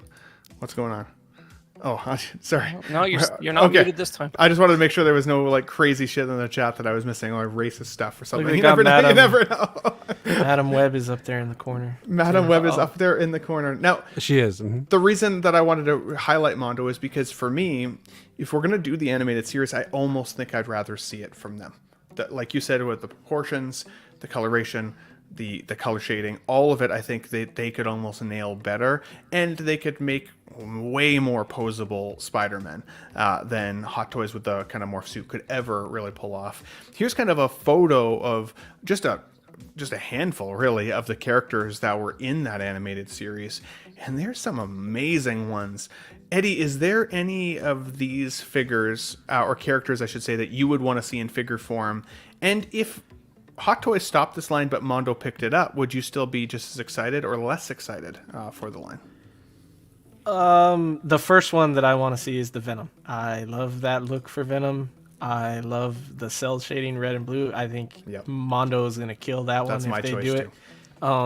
So I am very tempted to get that whole line from Mondo in 1/6 scale. I agree. I think that will be the best looking for all of these characters. I'd probably get every character they released, just because they all look both like the animated series, and they're very comic classic looking suits as well. So I think you'd be hitting two fronts there. But if Hot Toys did it, I think they could do it well, and I think they can make them posable too. I just think that you have those people that are like very stark, like no joints, and very like stark, like it has to be full, or it has to have joints to be fully articulated. You can do some good stuff. You just can't keep it in those poses with Hot Toys. So I think if Hot Toys were to actually try to do this well, they could do it well. It would just take a little bit more effort than, like Chris has said, they're willing to put into their stuff. So. For sure. And it's funny you said the Venom, because I literally, that was my pick that I was going to save to the end. That would definitely be my pick. I'd be curious to see, if Hot Toys does this particular version of a Venom, or if we're going to have to wait for a Mondo version of it. When we saw the game version of Venom recently, I'd kind of been like, that's cool, and I'm super happy to see the white spider symbiote on the front. But this is kind of the look that I would have preferred for sure. What about you, Jose? Is there any of these characters that you would absolutely just need to have in 1/6 scale if Mondo either does the line or Hot Toys continues on with that line? What are your thoughts? I think one that I've been wanting for a long time is a J. Jonah Jameson. I think any version, J.K. Simmons, any version, throw even the new No Way Home version if you want, or the Rami version, or this version. I think that's one that you could kind of fill in any collection, especially if you collect a lot of Spidey characters. And then also Felicia Hardy, Black Cat, would be another pick of mine. Absolutely. And somebody, Alvin Jetty in the chat said Craven. X-Men Supreme saying Mondo is doing it right with the X-Men animated line. Again, in my opinion, also the Batman the Animated Series line. I definitely think they're going to crush this line if they go down that route. But Chris, certainly, last but not least, you mentioned Mondo. Obviously, that's on your mind. And I know you are a host over on Small Talk as well, on Collecting Weekly. So occasionally you do talk about smaller scale figures, obviously. Does this potential excite you from either Hot Toys or Mondo moving into these animated characters? What are your thoughts? Yeah, man, there's so many iconic designs from this show. That was just a great period for comic book animation. Like even the Superman shows from that time's not even that bad in retrospect. But both the goblins from this period, like just iconic, man. And the Hot Toys got that little tiny one in the background. It's just not gonna cut it. That looks like an old timey Hot Toys like from back in the day. You know what I mean? It looks like that would have been amazing, like 12 years ago or something. Look, this is the market's moved on, is what I was trying to say. And so much iconic designs from this show that I would love to see from a company like Mondo. Yeah, absolutely, dude. Well said. Well said. Guys, let us know in the chat, or if you're watching on replay, if you're going to go with the X-Men animated series lineup. Is it Mondo for you? Is it Hot Toys if they do it right? If Hot Toys kind of gives us these kind of mixed figure basket like the Spider-Man looks, would you be happy with that if you saw some of these other animated characters coming out the same way? Or would you revolt after the Spider-Man? Like, how would you feel about that? I definitely want to hear from you guys. But great show, guys. Let's wrap it there today. Chris from the Vintage Rebellion podcast, what can we look forward to you seeing from you, good sir, coming up? Well, you can definitely check out the last episode of Small Talk, where we had Ross from Creative Beast Studio on, and he talked a little bit about the design process for their latest outing, which is Cyberzoic, and that was a real fun interview. And Sean and Badfish had some great questions over there, so that's a fun piece. Check it out. Awesome, dude. Awesome. And thank you for coming back. Always appreciate it. Always honest and hot takes, but I love it. It makes me laugh aggressively. I have to mute myself occasionally because I'm like, I'm going to be laughing too much into the microphone on this one. But always good to have you here, buddy. Thank you. Jose G. Hernandez, you've been making your rounds. You're becoming more, I think you're busier on streams than I am, honestly, lately. Like, you are all over the place, good sir. Where can we find you next? What's going on in your life, good sir? Usually Mondays I'm with Shane on the Hope Show. So usually Monday morning, 1 p.m. Pacific time with Shane on the Hope Show. Usually Mondays. And everywhere else wherever they invite me, I'll be there. Absolutely. Blur Dad Life says, great show. Thank you, good sir. We definitely appreciate you there. Eddie, I'm sure I will see you this coming Tuesday. Don't forget the movie of the week is Blue Beetle. I'm going to try and watch that tonight so that I don't forget, because apparently my fake takes are not great from the perspective of my friends. They're like, you're a bad liar. So I'm like, okay, I'm going to start watching these movies better myself. But obviously, I will see you on Collecting Weekly Tuesday. Anything else coming up in life, good sir, that you're looking forward to or that you wanted to highlight? I got a really solid deal on a really cool figure lately that I have coming next week, so I'm excited for that. I found the Andrew Garfield hot toy for below retail shipped. The newest version? Or Yeah, the which original? is Wow. crazy Nice. because that thing is selling for a lot and it's waitlisted on Sideshow, so I think I'm pretty excited. I haven't been that excited for a hot toy in a while, so that Which one's is crazy because cool. you've been doing well with your I collection. know. lately. You've had a lot coming in. I know, man. So I'm excited for that. As far as the channel, I got a new laptop, so I'm hoping I can edit more videos. Because one of the reasons I don't stream as much on Made Media is because I want to do more edited videos, and I can't do that on my other laptop that I've been using is a work laptop, so I can't like download editing software and stuff like that. So now I'm gonna start working on hopefully some more stuff for the channel. So that'll be fun. But yeah, Tuesday. Thanks for reminding me, Ben. I've been missing. But I've seen that movie already, so that's cool too. But yeah. Absolutely, buddy. Anytime. I gotta remind myself more often, as I said, and watch more of those films. But I'm excited for it. Blurred Life says there should have been a Blue Beetle figure. Maybe we'll still get one. Maybe. It took a while for some of these films. You guys but got to I feel mix like no. scales, bro. I You can mix got to mix scales. scales. I have would be almost bought the expensive. McFarlane one a couple times, but what were you saying? It would be expensive if they made it. That's all I'm saying. I know, you're not wrong. Low Key Collector says, thanks, guys. Appreciate you keeping me company while decorating. Always good, sir. Thanks for tuning in. Jose, do you have any other thoughts on the Blue Beetle there? No, I was just hot toys don't like Mexicans. That's all. Oh, my goodness. Okay, well, let's be honest. We're going to get demonetized so quick on this channel. You hate to see it. Sorry. I'm just kidding. I love you guys. Obviously, if you're here watching the show today, you are already on the Ben Thomas Show. Sometimes it's amazing how many people watch but don't subscribe. If you have enjoyed the content today, please do so. Right now, of course, there's Black Friday sales happening everywhere. This is the TeePublic site attached to the channel. I've got the link in the YouTube channel at the top. If you're interested in any Ben Thomas Show merch, we don't really get anything out of this. It's like cents on the dollar in terms of response back to the channel. But I just think it's kind of a fun idea that there might be people out there in the world wearing a Let's Get Nuts sweater or something along those lines. So if you want, you can always get some stuff there with regards to the channel that you're watching currently. But otherwise, this week I am finishing up my collection tour. I've been on it for a little while. It's taken me quite a long time to film. So I'm going to try and get that out, as well as there's a new comic book collectible store in Airdrie, the place that I live, that I did a quick walk through the other day, and I was amazed at how many retro stuff was in there, including the Playmates shuttlecraft Yeah. from Star Trek. So I'm going to go buy that and do a On that video. subject, Ben, that reel you posted of all that vintage Star Wars stuff, like I shared that around with like some lunatic Star Wars collectors, and they're like, "What? They got those Canadian packaging versions of those 12-inch figures in there? That's crazy. What store is that?" They're You available. excited I a can lot of nerds. I can send you the link if anybody is interested in trying to hunt them down. That's for sure. So, but yeah, stay tuned on the Ben Thomas Show. There'll be lots more to come. I did do a what I'm thankful for video in 2023. It was certainly a more personal video. I'm just kind of talking to the camera and telling a little bit about my story over the last year and things that have happened for me and the channel success and some of those things. But if you're interested, Dave, and you've missed it, definitely take a look at that video as well, so you can get to know me personally a little bit better for sure. But guys, with that said, I will always say that I love your faces. I really appreciate the big chat group today. Thanks for keeping the chat on fire for everybody. Eddie, I'd say once again, we've got nuts. Thanks for watching, everybody. Wow, what a great audience. Be sure to subscribe to my channel if you haven't already, because subscribing makes you feel good. In case I don't see ya. Good afternoon, good evening.